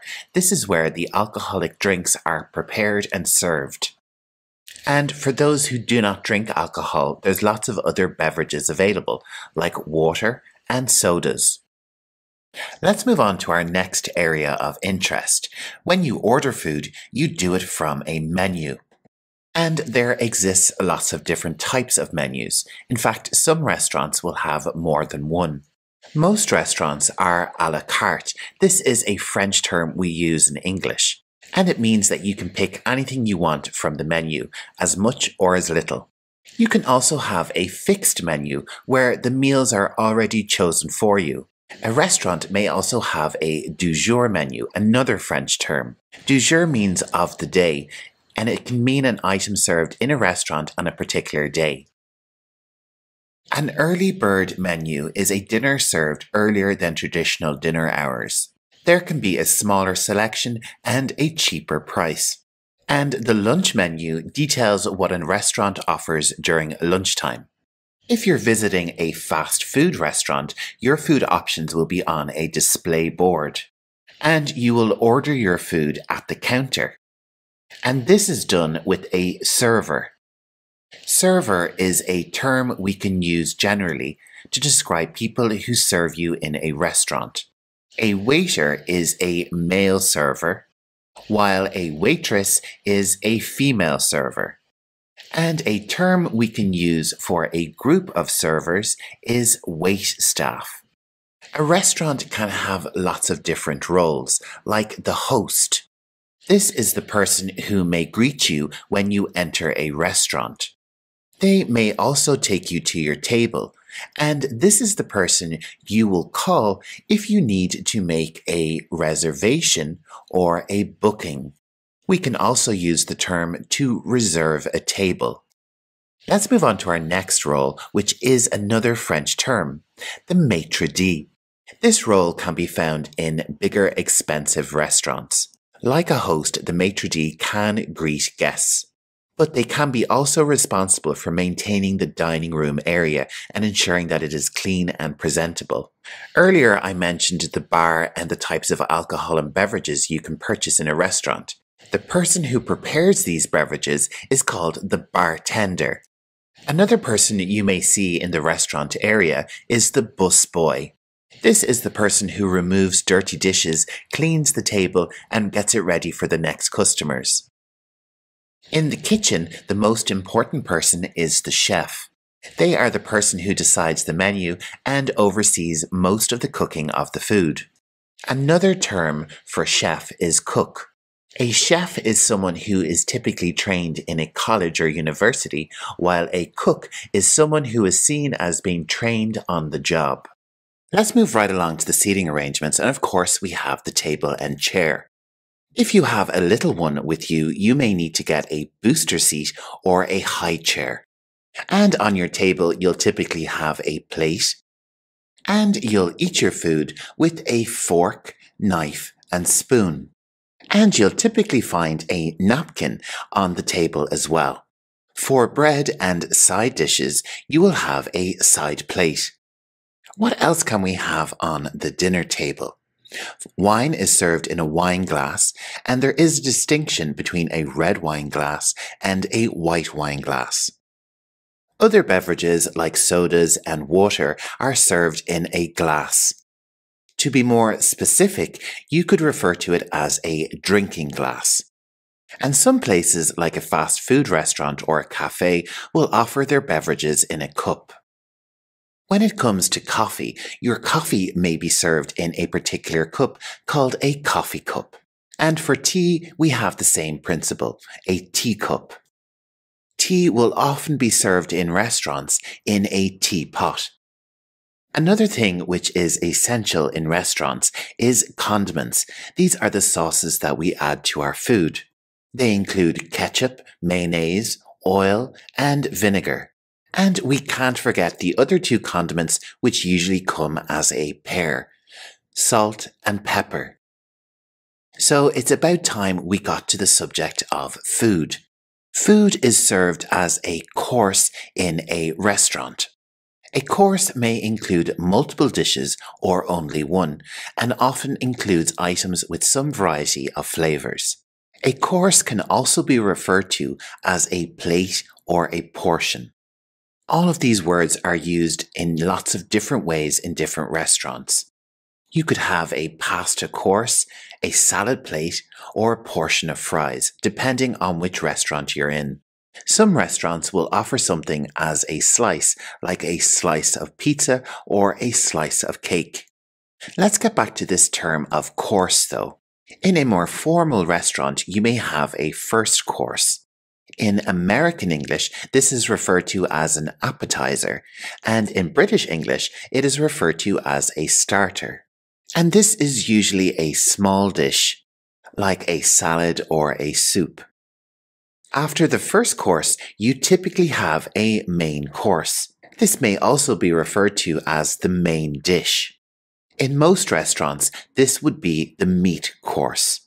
You would typically have beef, chicken, pork, or some other type of meat. After the main course, it's time for something sweet with the dessert course, where you can pick your favorite dessert. Some restaurants will have a dessert menu. When you have a starter, a main course, and a dessert, this is known as a 3-course meal.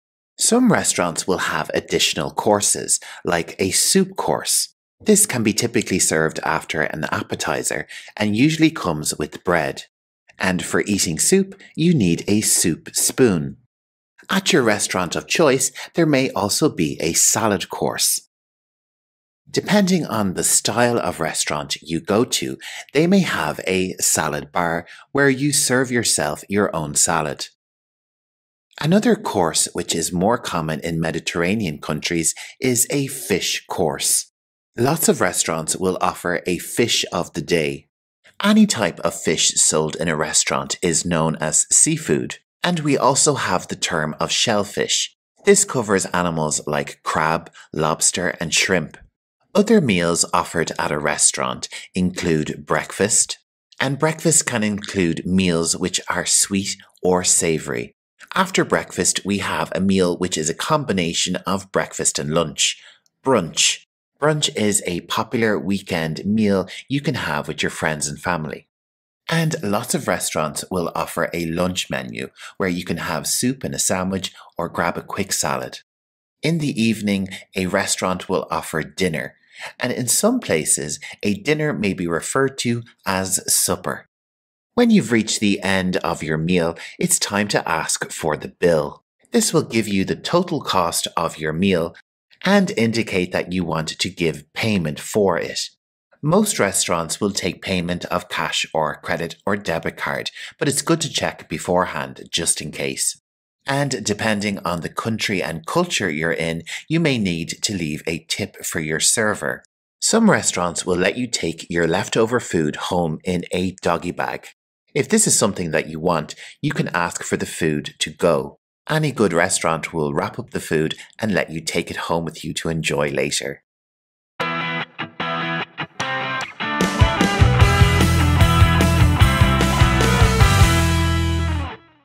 We are exploring the world of restaurants and focusing on how we discuss and describe different types of restaurants in this lesson. You will find lots of really useful English words and terms here. So without further ado, let's jump straight into our lesson and discuss different types of restaurants. First up, we have fine dining.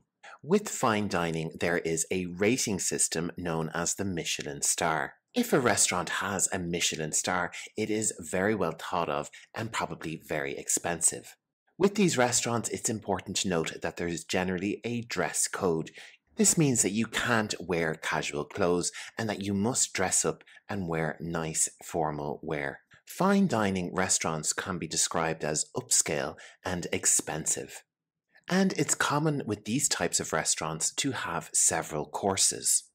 Your entire experience in a fine dining restaurant should be filled with elegance, and you should feel a level of exclusivity. Have you ever been to a fine dining restaurant? Let me know about your experience in the comments below.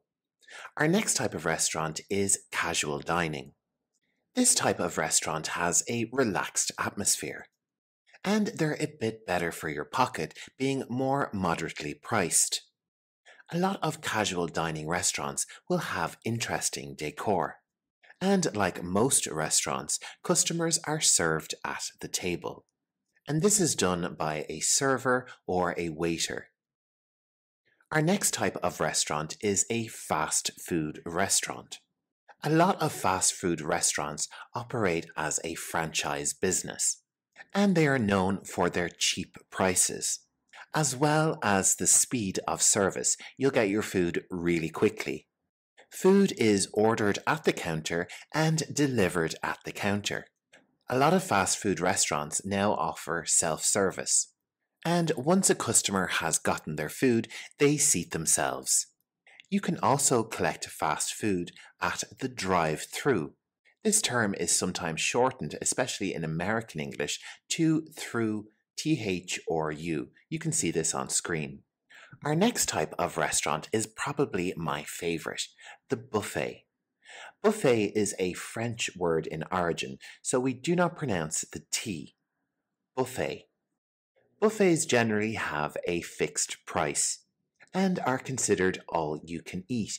You pay one price and you can eat as much food as you can manage. And buffets typically carry multiple cuisines, meaning that you can get a little bit of everything. It's probably why I like them so much. If you're looking for street food, a convenient way to get a tasty meal is a food truck. This can also be called a food cart. These are both American English. In British English, it would be referred to as a food van. Something which is similar to this and you might see in a marketplace is a food stand. With these types of food vendors, there's usually one type of food, so it has a limited menu, and the focus again is on speed, like fast food. Let's move on to a different type of restaurant, the cafe. And of course, the cafe is well known as a place where you can get your coffee or different types of beverages. Most cafes will do food, especially sweet stuff like pastries and cakes, as well as savory options like sandwiches. Some cafes will specialize in different foods. One of my favorite cafes in Dublin has a huge selection of desserts, and I often go in there for a nice treat. Lots of cafes will have outdoor seating, along with an unhurried atmosphere. Cafes usually have very loyal customers, so if you go to the same one, you might see the same faces over and over. In Ireland and the UK, a common place to get food is a pub or a gastropub. So along with your alcoholic beverages, you can usually pick up a pretty good meal. And generally you can order your food from your table with table service. Our next type of restaurant is a cafeteria, which is common in schools and workplaces. A cafeteria is like a buffet, but with servers, people who dish out the food to you. Or we say the food is dished up. So you'll need a tray to keep your dish on and bring it to your own table. Our next type of restaurant is quintessentially American, the diner. These types of restaurants are famous for their booth seating, and the cuisine usually contains food associated with American culture, so lots of fried foods. With diners in the US, they are very popular for breakfast.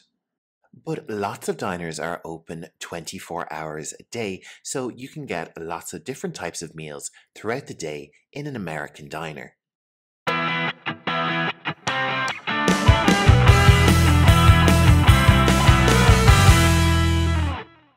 In this lesson, we'll be exploring English words relating to lots of different places in the city.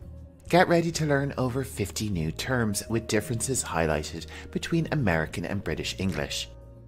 In this lesson for beginners, we're really going to focus on our pronunciation, so listen closely to how I pronounce the words and make sure to repeat after me. The first place you may visit in the city is the airport. Repeat after me. Airport. Or perhaps you may arrive at a city at the train station. Train station. If you come by bus, you may arrive at the bus station. Repeat after me. Bus station. If you arrive to a city by boat or ship, you can arrive at its port. This can also be called a harbour. When it comes to transport in a city, an important place is the subway. Sometimes it can be referred to as the underground. And in lots of places, especially in Europe, it will be called the metro. For those travelling by car or around the city with a car, a parking lot is an essential place.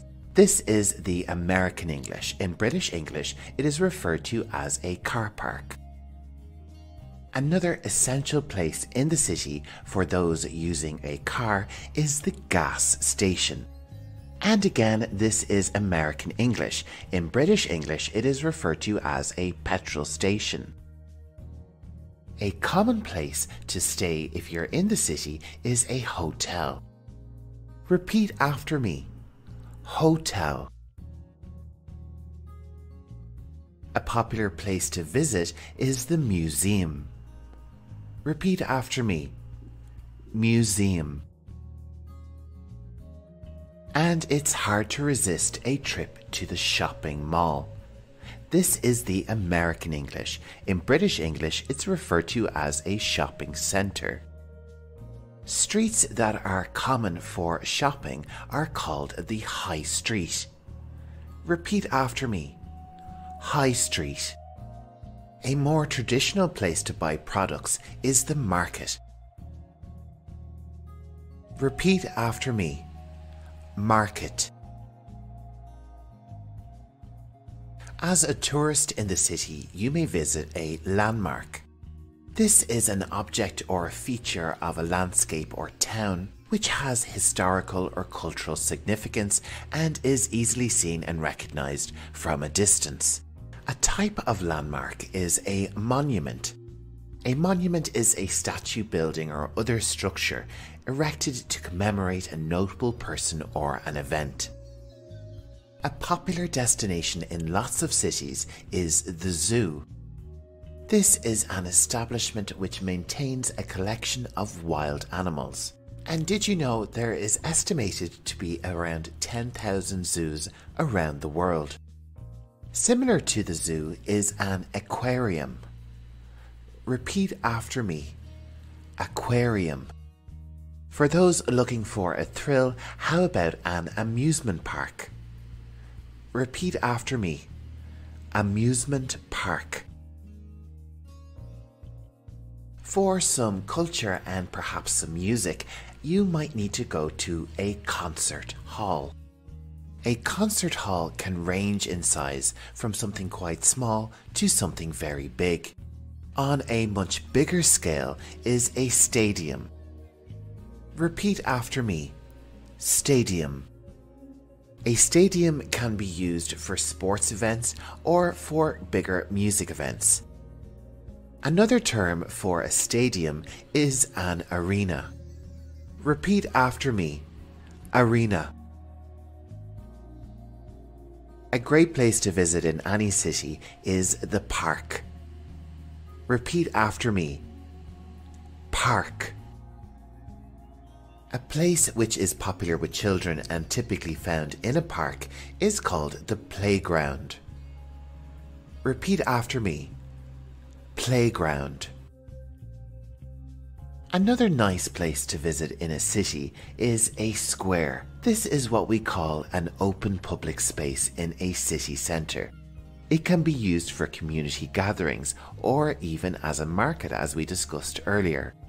Another type of square in the city, and sometimes a more grander affair, is a plaza. Repeat after me. Plaza. Let's move on to cover some religious places you can visit in a city. A Christian place of worship is referred to as a church. Repeat after me. Church. A much bigger type of church is called a cathedral. Cathedral. And a much smaller type of church is called a chapel. These types of churches are usually connected to another building, like a hospital. A place of worship for Muslims is called a mosque. Repeat after me. Mosque. For those of the Jewish faith, the place they congregate is called the synagogue. Synagogue. And for lots of other religions, a temple is the place of worship. Repeat after me. Temple. A place which is commonly associated with worship is the graveyard. This is where the dead are buried. It may also be referred to as a cemetery. Repeat after me. Cemetery. Let's move on and take a look at some educational institutions. And first up we have school. Repeat after me. School. Other places of education in the city include a college or a university. Another place which offers a vital public service is a hospital. Repeat after me. Hospital. Another essential public service is the post office. This is the place where we can send our mail, and it usually offers lots of additional services. A similar financial institution is the bank. Repeat after me. Bank. If you need cash in a city, an important place you can go is the ATM. This is the machine in which you can withdraw your money from your bank account. ATM. An important place for the emergency services is the fire station. Repeat after me. Fire station. For law enforcement, you would need to go to the police department. This can also be referred to as the police station. Another place associated with the legal system is the court. Repeat after me. Court. And this is where civil or criminal cases are overseen typically by a judge. Hopefully you won't have to visit a court too often. Next up we have a supermarket, and this is where we can pick up all our daily items and food. Supermarket. The place you go to wash and clean your clothes is called the laundromat. Repeat after me. Laundromat. Another service which cleans your clothes is called the dry cleaners. Repeat after me. Dry cleaners. And what about if your car needs to be repaired? The place you go is called the auto repair shop. Repeat after me. Auto repair shop. In British English, this is referred to as the mechanics.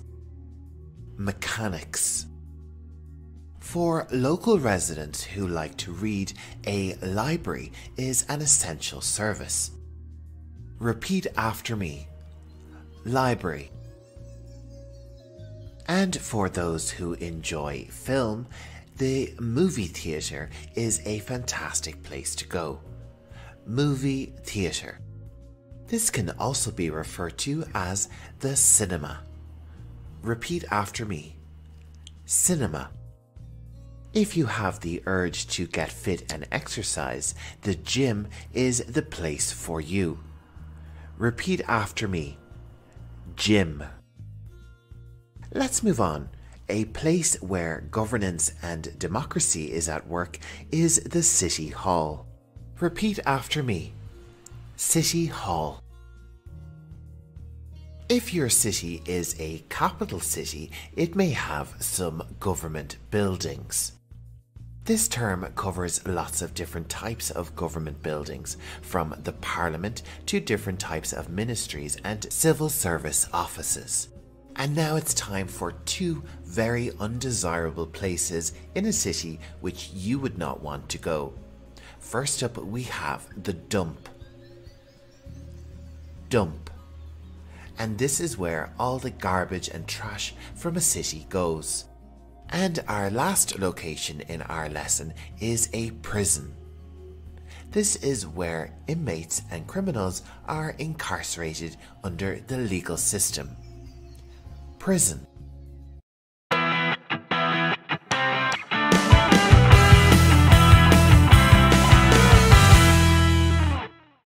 Hi, you're very welcome to another vocabulary video by LearningEnglishPRO.com.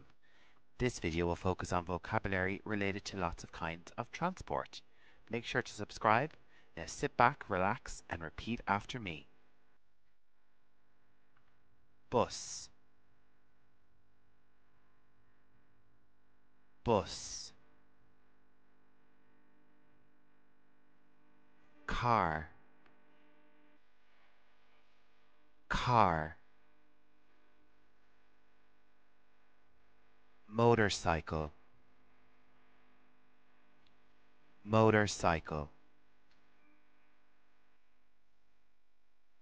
taxi, taxi. Tram, tram. Bike, bike. Walking, walking. This is a pedestrian, pedestrian. Train, train. Truck, truck. The subway, the subway.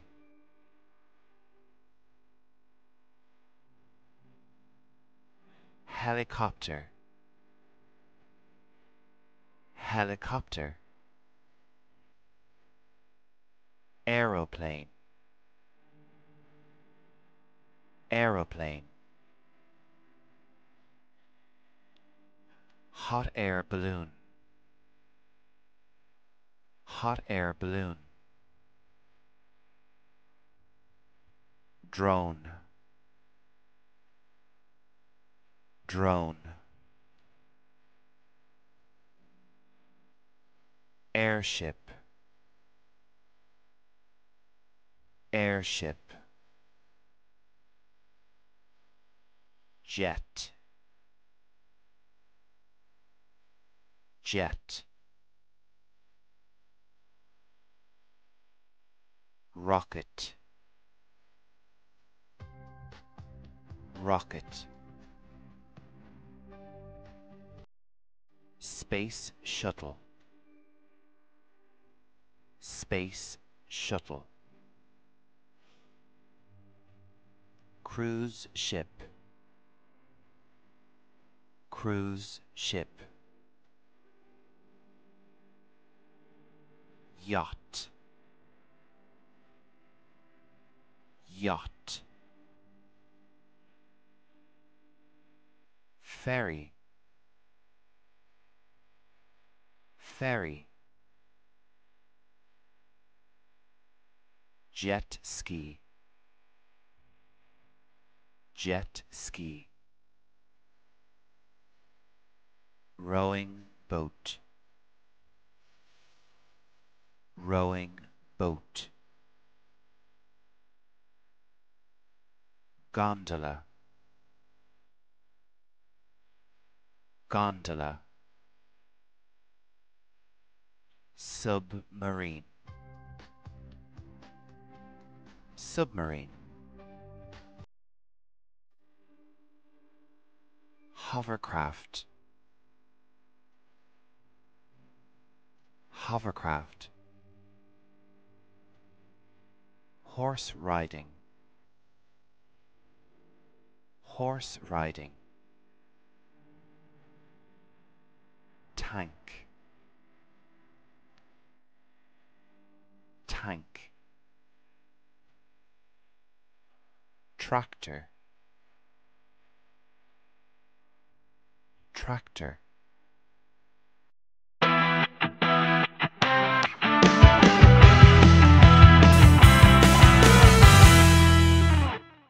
Today we're going on a fascinating journey into the world of bicycles. Whether you're a bike enthusiast or just starting your English learning journey, this lesson will equip you with useful words and knowledge. The complete word list and definitions for everything featured in this video are included in the description below, so make sure to check those out after the video. First up, we have the handlebars. Handlebars are the steering control of the bicycle. You grip them to direct the bike's movement and change direction while riding. Handlebars. The frame is the main structure of the bicycle, providing support and stability. It connects all the components and determines the bike's overall shape and size. Frame. The saddle, also known as the seat, is where you sit while riding a bicycle. A comfortable saddle ensures an enjoyable and pain-free biking experience. Saddle. Pedals are the foot-operated components of a bicycle. You place your feet on them to power the bike by pushing down and lifting alternately. Pedals. Wheels are the circular components that enable the bike to move. They consist of the rim, spokes, and tire. The tire provides traction and grip on the road. Wheels. Next up, we have the chain. The chain is a crucial part that transfers the pedaling power from the pedals to the rear wheel, making the bike move forward. Chain. Brakes are essential safety equipment on a bicycle. They allow you to slow down or stop the bike when needed, ensuring a safe ride. Brakes. Gears enable you to adjust the bike's resistance while pedaling. They come in handy for tackling hills or increasing speed on flat terrain. Gears. The crankset connects the pedals to the chain. It plays a key role in transferring your pedaling energy to the bike's drivetrain. Crankset. The derailleur is a device that shifts the chain between different gears, allowing you to adapt to various terrains and ride efficiently. Derailleur. The freewheel allows the pedals to rotate freely when you're coasting without engaging the chain. It enables a smoother ride and saves your energy. Freewheel. The fork connects the front wheel to the bike's frame. It helps with steering and ensuring stability while riding. Fork. The headset is the part that allows the fork and the handlebars to rotate smoothly, facilitating easy steering. Headset. Reflectors are safety devices attached to the bicycle. They reflect light from other vehicles, making you more visible to others, especially during low light conditions. Reflectors. Lights are essential safety equipment for cycling in the dark. They illuminate the road ahead and help you stay visible to others. Lights. A helmet is a crucial safety gear that protects your head in case of a fall or collision. It reduces the risk of head injuries while biking. Helmet. A bell is a simple yet effective safety tool. It alerts pedestrians and other cyclists of your presence, promoting a safer riding environment. Bell. A mirror mounted on the handlebars or helmet allows you to see what's behind you, improving awareness and safety on the road. Mirror. A sturdy bike lock is essential for securing your bicycle when parked in public spaces, preventing theft. Lock. A bike pump is a handy tool for maintaining proper tire pressure, ensuring a smoother and safer ride. Pump.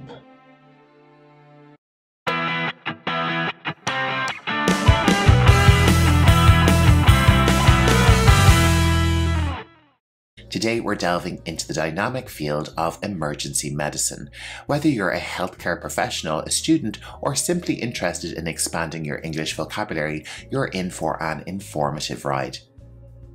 All the terms covered in today's lesson are included for you in the word list in the video description, so check that out to revise all the terms after the lesson. If you're really interested in learning more medical English, you should definitely check out my channel Learning English Pro, where I have a vast assortment of medical related English vocabulary lessons. Medical related videos are my most popular topic on YouTube, so I'm constantly adding to this playlist every week. All the links for these videos and playlists are in the video description waiting for you. So if you're ready, let's begin our English lesson, and we're going to start with the topic of today's lesson, emergency medicine. This is a medical speciality focused on the prompt assessment, diagnosis, and treatment of acute illnesses and injuries. Emergency physicians work in emergency departments to provide immediate care and stabilize patients in critical conditions. Our next term is triage. Repeat after me. Triage. Triage is the process of quickly assessing and prioritizing patients based on the severity of their condition. It ensures that those with the most urgent needs receive immediate attention. Triage. Trauma refers to physical injuries resulting from accidents, falls, or violence. Emergency medicine often deals with trauma cases that require rapid intervention. Repeat after me. Trauma. Resuscitation involves efforts to revive or restore normal bodily functions in a patient experiencing cardiac arrest, respiratory failure, or other life-threatening emergencies. Resuscitation. Related to the term resuscitation, we have defibrillation. This is the delivery of an electric shock to the heart to restore its normal rhythm. Automated external defibrillators, or AEDs, are commonly used in emergency situations. Defibrillation.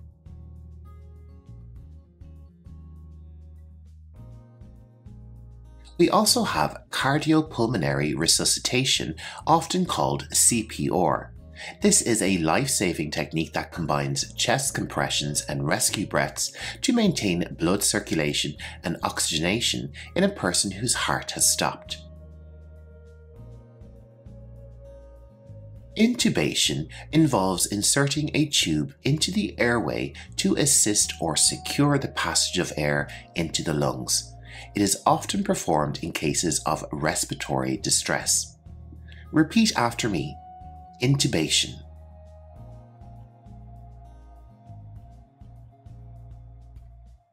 Our next term is epinephrine. Repeat after me. Epinephrine. This can also be known as adrenaline. It is a hormone and medication used in emergency situations to treat severe allergic reactions, also known as anaphylaxis, and cardiac arrest. Let's try it one more time. Epinephrine. Intravenous therapy, or IV therapy for short, involves giving fluids, medications, or blood products directly into a patient's veins, ensuring rapid absorption in emergency situations. So we have intravenous therapy, or the abbreviation is IV therapy. In the context of emergency medicine, shock is a life-threatening condition where insufficient blood flow to vital organs leads to cellular and organ dysfunction. Prompt intervention is crucial to prevent further complications. Shock. Our next term is hemorrhage. A hemorrhage is excessive bleeding, and controlling it is a critical aspect of emergency medical care. Techniques like direct pressure and tourniquets may be used. Repeat after me. Hemorrhage. A fracture is a break or crack in a bone. Emergency medicine addresses fractures with assessments, immobilization, and referral to specialized care. Fracture.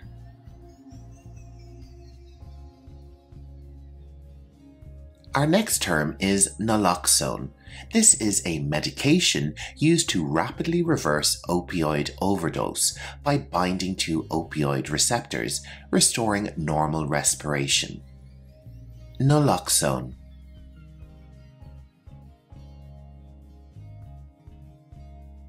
Let's move on to seizure. A seizure is a sudden, uncontrolled electrical disturbance in the brain. A seizure can sometimes be referred to as a fit. This condition is supported with emergency medicine with medications and supportive care. Seizure. Decontamination involves the removal or neutralization of harmful substances from a person.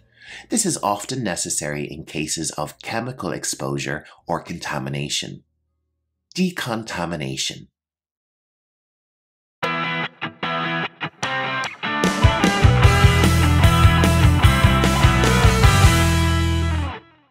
Today's crucial lesson is about First Aid English. We'll cover essential phrases you need to know in emergency situations. And all the phrases covered in today's lesson are waiting for you in the video description if you want to follow along or revise. This lesson will be a lifesaver, so let's get started. In an emergency, asking the right questions is vital. Here are some key phrases. Are you okay? Where does it hurt? Can you breathe normally? Practicing these questions can help you assess the situation quickly and efficiently.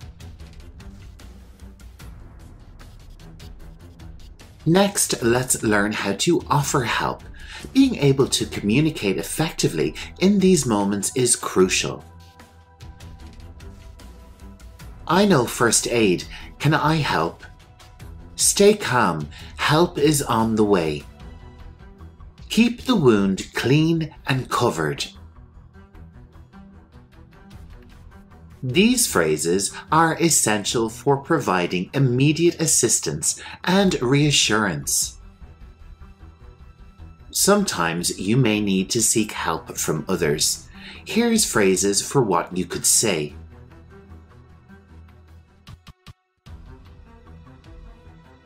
Call an ambulance immediately. We need a doctor. Is there a first aider nearby?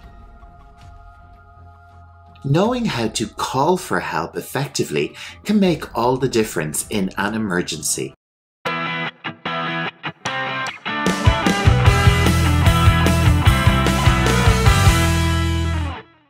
Today we're diving into essential English phrases you might need in a hospital setting. Whether you're traveling, working, or just expanding your vocabulary, this lesson is for you. All the phrases covered in today's lesson are waiting for you in the video description if you want to revise or follow along. Also in the video description is the link to my playlist on medical English, full of lots and lots of useful lessons. So let's get started. First, let's cover greetings and basic questions. In a hospital, you might need to ask for help or directions. Someone might ask you, "How can I help you?" We could respond, "Hello, I am looking for the emergency department." Or we could say, "I need to see a doctor." Or maybe you're visiting someone. "I am visiting my aunt. Could you tell me her room number?" Practice these phrases to feel confident in asking for initial assistance. Let's move on to phrases related to describing symptoms. A doctor or a nurse might ask you, "What are your symptoms?" They could also ask you, "How are you feeling?" "I have a headache." "I feel dizzy." "My stomach hurts." Being clear about your symptoms will help medical professionals understand and assist you better. It's also important to understand common responses from medical staff. You may be asked some of the following things. Please fill out this form. Do you have any allergies? Follow me, please. Knowing these phrases helps you follow instructions and respond appropriately. In emergencies, knowing a few key phrases can be crucial. Call a doctor. It's an emergency. I need help immediately. These phrases are vital for urgent situations, so remember them well.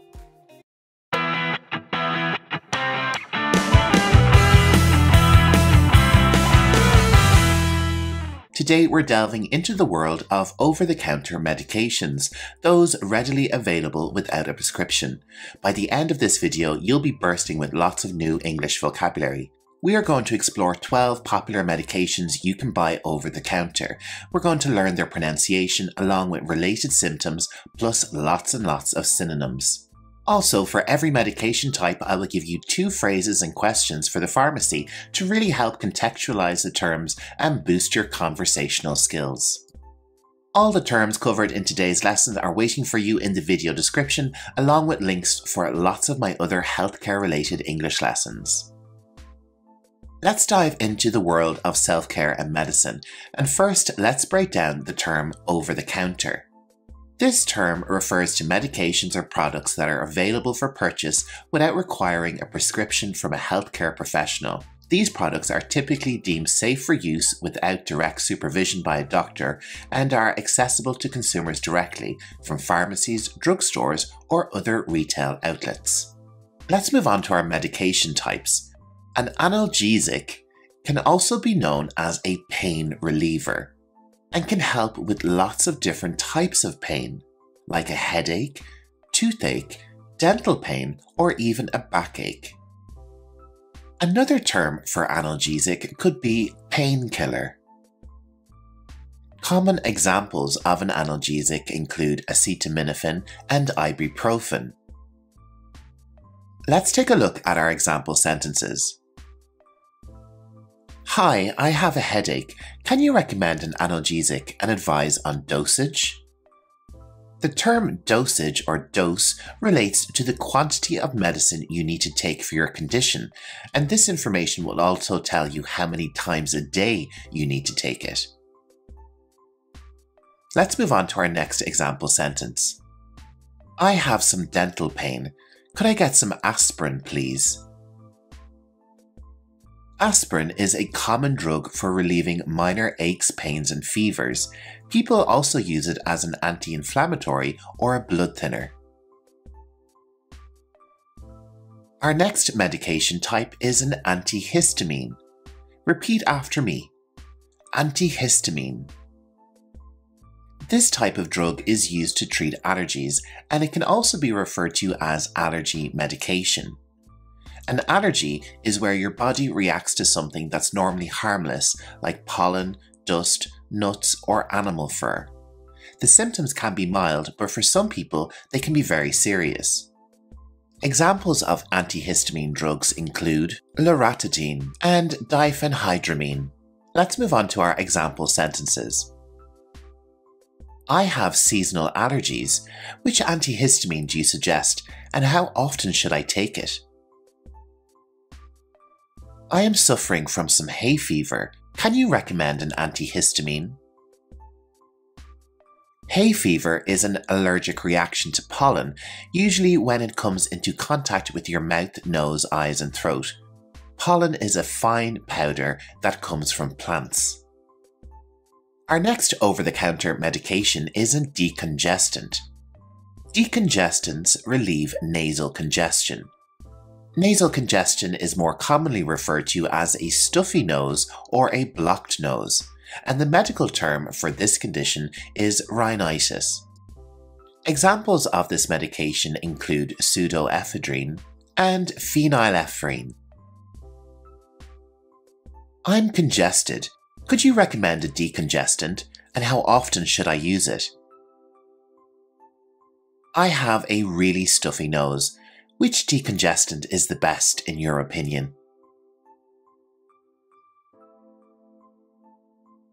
An expectorant helps loosen mucus.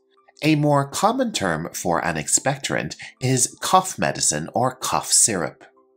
This medicine helps with a condition known as a chest infection.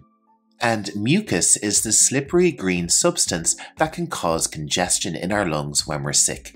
It can also be referred to as phlegm.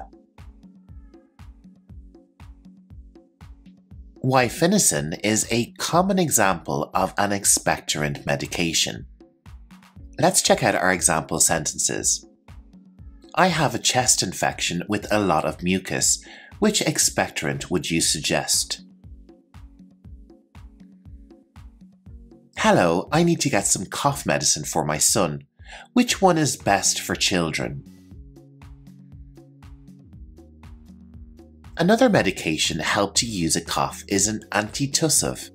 An antitussive suppresses coughing, so we can also call this medication a cough suppressant. This type of medication is usually given in the form of a syrup, just like the expectorant. A widely used cough suppressant is dextromethorphan.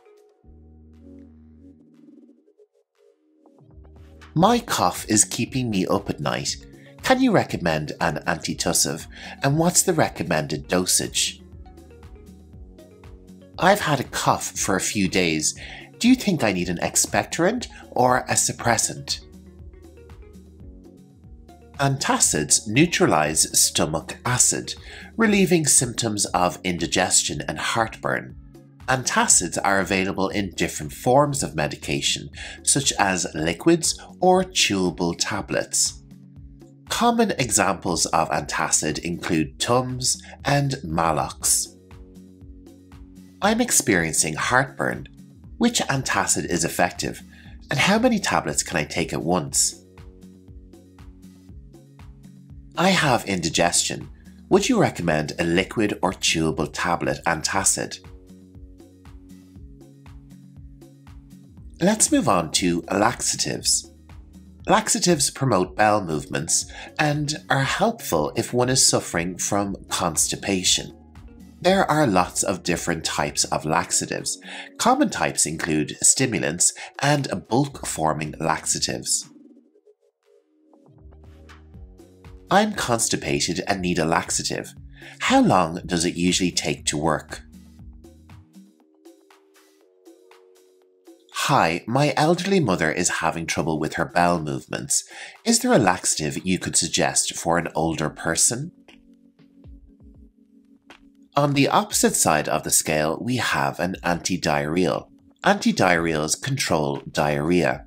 With the word diarrhea, we have different spellings in American and British English. Diarrhea is when your stools are loose and watery. You may also need to go to the bathroom more often. And for this condition, loperamide is a commonly used antidiarrheal.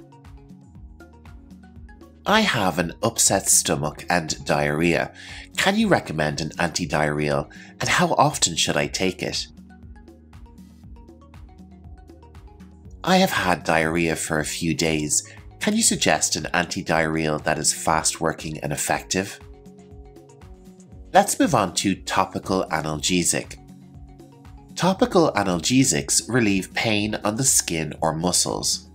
This type of medication can be referred to as pain-relieving cream or ointment.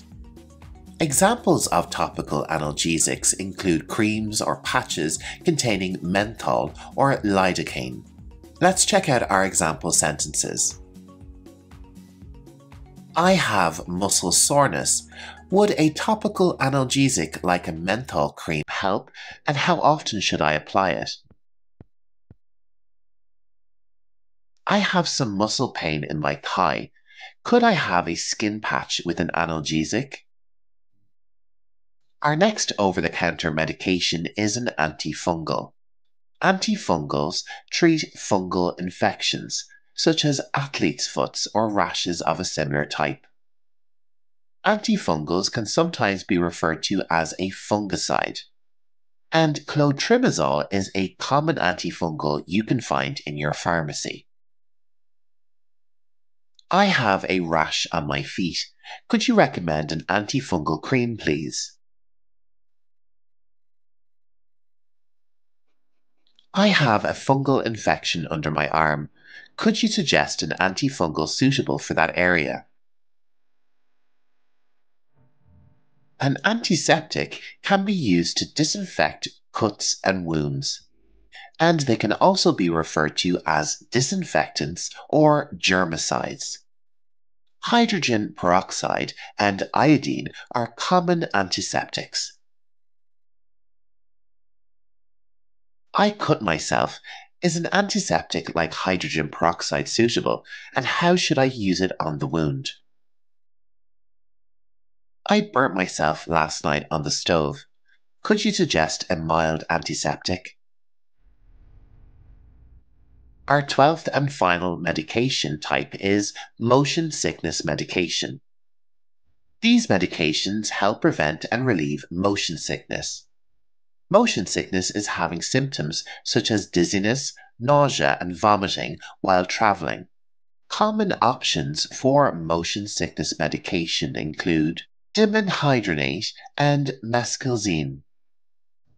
Can you recommend a motion sickness medication, and when should I take it before traveling? I get very sick when I'm a passenger in the car. Which medication is best for motion sickness?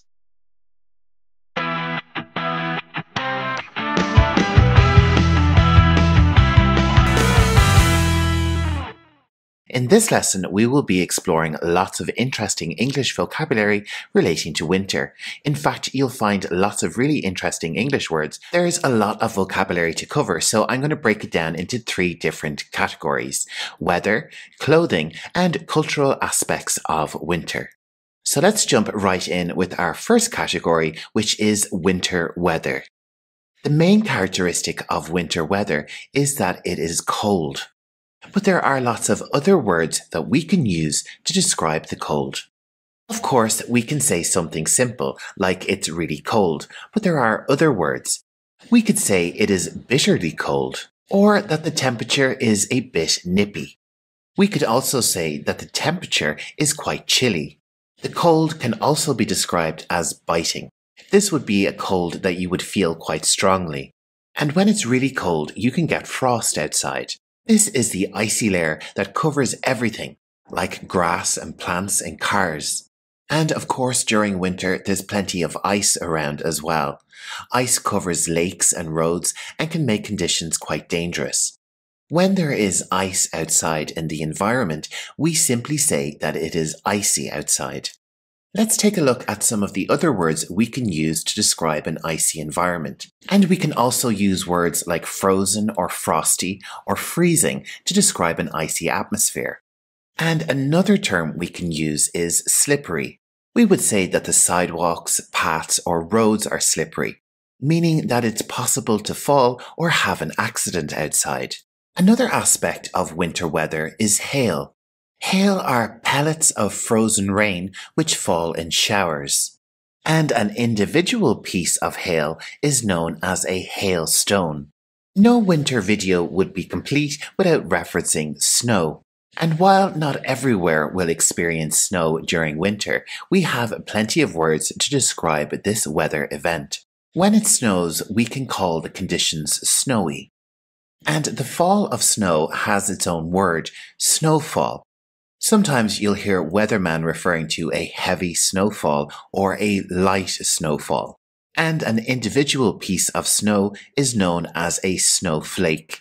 If snow falls very heavily along with a strong wind, it can be known as a snowstorm. Our next term is sleet. Sleet is a mixture of rain and snow. It can be referred to as wet snow, or you'll hear someone say that the snow is very wet.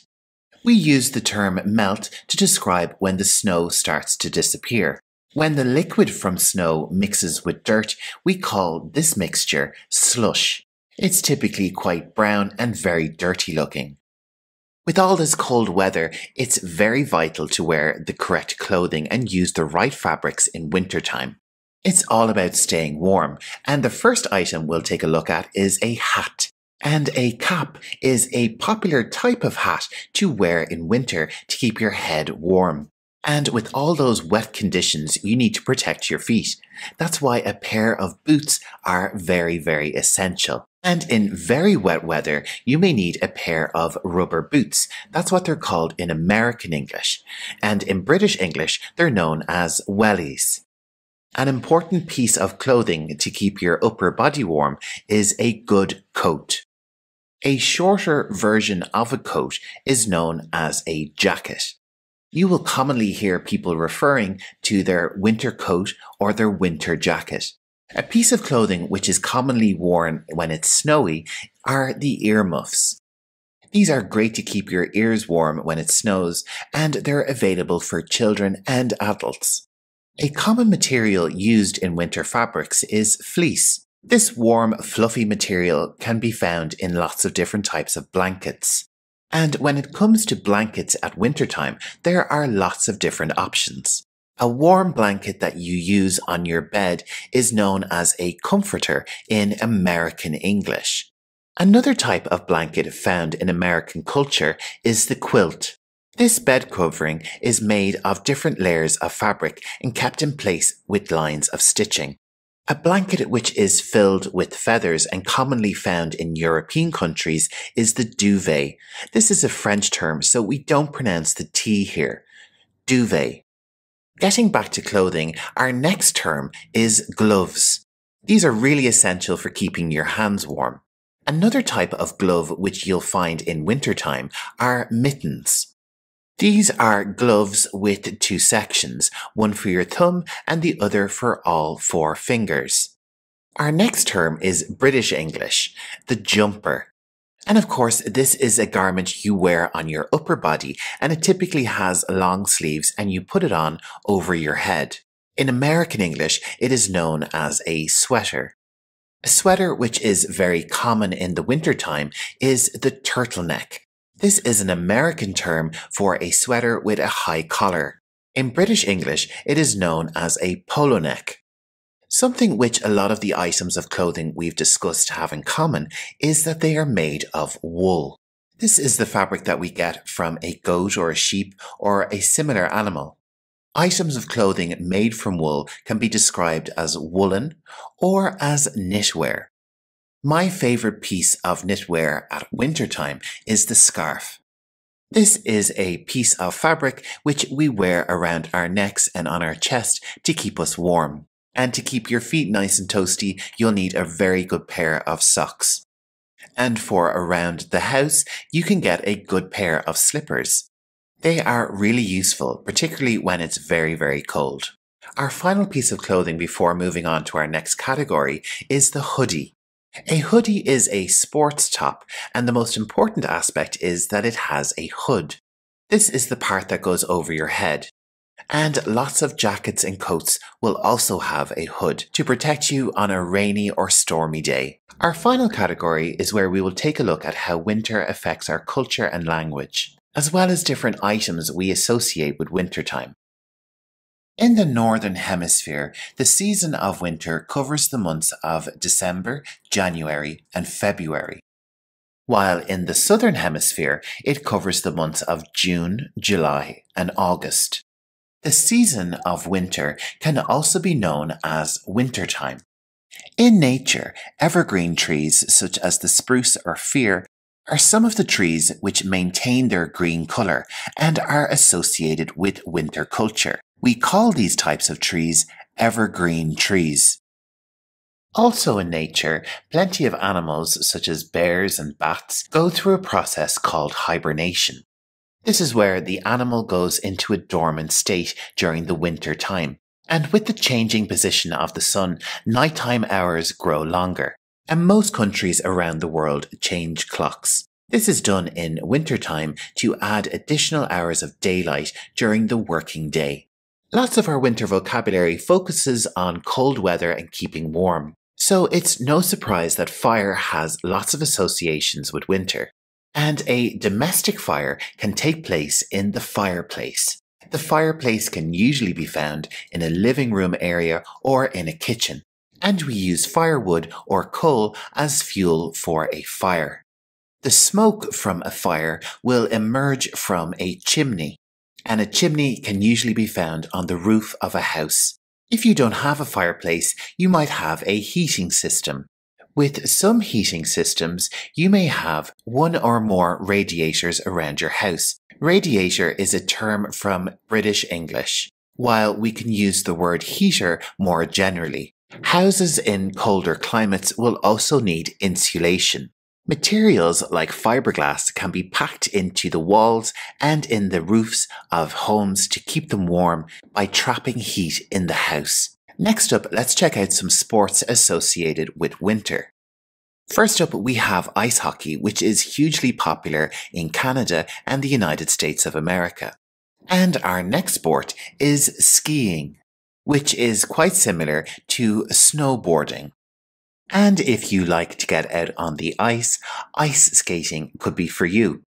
A huge aspect of culture at wintertime is, of course, Christmas and the mythological character of Santa Claus. In fact, there's so much vocabulary relating to Christmas and the holiday season that I've given it its own playlist. The link for this huge playlist is on screen right now, and I've also linked all the videos in the description below. So make sure to check those out to really boost your Christmas English vocabulary.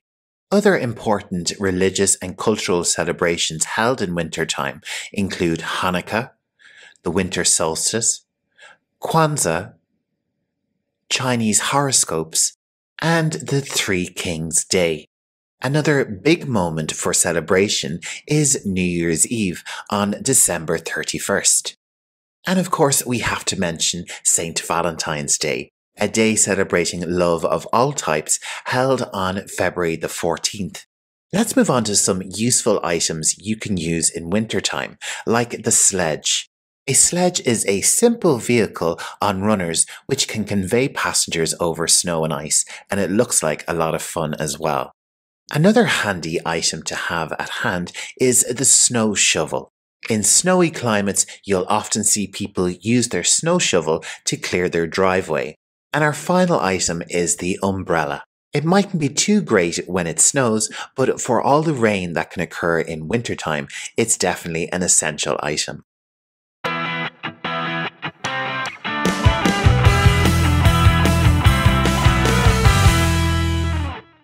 Today, we are unlocking the world with essential English travel phrases and vocabulary. Whether you're booking a table or checking out the local sites, these phrases and words will be your trusty guide. So if you're ready, let's embark on this linguistic journey. The first word in our word list is accommodation. Accommodation means the places where you stay on your travels. Accommodation can include hotels, a hostel, staying with family or friends, or even camping. Someone might ask you, "Where are you staying?" or "Do you have accommodation?" And we can say, "I have accommodation in a local hotel." Or we could say, "I am staying in the Blue Moon Hostel in the city centre." Let's move on to our next term, which is itinerary. Repeat after me, itinerary. An itinerary is your travel plan, including destinations and activities. Synonyms for itinerary include travel plans or travel arrangements. Someone might ask you, "What are your plans for your trip to Berlin?" Or someone might ask you, "What is on your itinerary for your weekend in Berlin?" We could reply with, "Our itinerary includes a trip to the Brandenburg Gate." Or we could say, "We are planning an itinerary which includes several historic sites." Are you ready for another English term? It's a really important one when you're traveling. Reservation. Repeat after me. Reservation. A reservation is a booking for a service such as a hotel room, a restaurant table, or perhaps a tour. Let's check out some synonyms for this word. They include booking, appointment, or arrangement. You could be asked, "Do you have a reservation?" or "Have you made a reservation?" You may ask, "Do I need a reservation?" or "Can I make a reservation?" We can also say things like, "I have a reservation for 8 o'clock under the name Jones." Or how about, "I would like to make a reservation for tomorrow night for 6 people." Money is an important topic when we travel, and our next term is currency. Currency means the type of money used in a particular country or region. Let's use this term in a few sentences. I need to change my money to the local currency. What currency do they use in Spain? What is the exchange rate on Turkish currency at the moment? Let's move on to our 5th term. We're halfway through, and it is fare. This word relates to the fee paid for a journey on public transportation. And to confuse you a little, it has the same pronunciation as the adjective or adverb fare. However, the spelling is slightly different. When we use the word fare, it is typically coupled with the form of transport used, like bus fare, plane fare, train fare, or taxi fare. Let's check out our example phrases. How much is the plane fare to Mumbai? The train fare from London to Manchester is very expensive. Can you tell me the fare for the bus to the airport? Immigration. Repeat after me. Immigration. This is the place at the airport where officials check your passport and visa. What documents do I need to show at immigration if I'm visiting as a tourist? How long does immigration usually take to go through in LAX?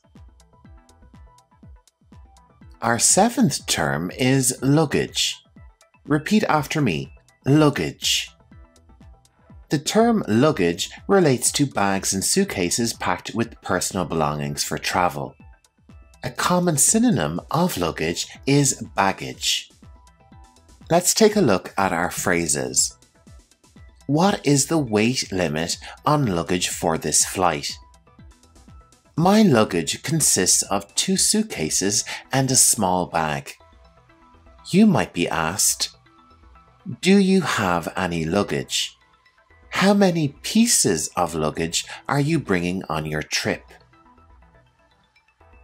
Our next term can be the very purpose of some vacations. Tourist attraction. Tourist attraction. And this is simply a place of interest where tourists visit, typically for its cultural value, historical significance, natural or built beauty.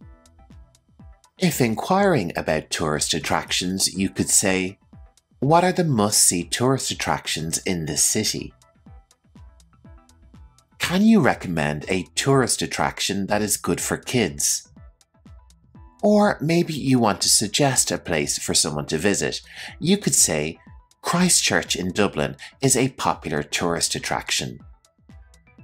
And if you want lots of suggestions for a place you're visiting, why not get a guidebook? A guidebook is a book of information about a place designed for the use of visitors or tourists. Synonyms for guidebook could be tourist guide or travel guide. Can you suggest a good guidebook for visiting Prague? The guidebook recommends a noodle bar on 7th Street. Let's move on to our final term for this lesson, which is customs. Repeat after me. Customs. Customs is the place at an airport or country's border where travellers' luggage is examined for prohibited or taxable goods. Do I need to declare at customs if I'm bringing food or electronics? The customs in Australia are known for being very strict. And now it's over to you. Imagine you're in your dream city. Drop a creative sentence in the comments using some of the vocabulary you've learned in today's lesson. And great job today, you've really boosted your English vocabulary on the topic of travelling. You're now better prepared to navigate your travels with confidence. If you found this lesson informative, make sure to subscribe to Learning English Pro. Keep learning and exploring with Learning English Pro. Check out the additional videos I have on lessons relating to travel. That's all for today, folks. Thanks for joining me. And remember, keep learning English like a pro.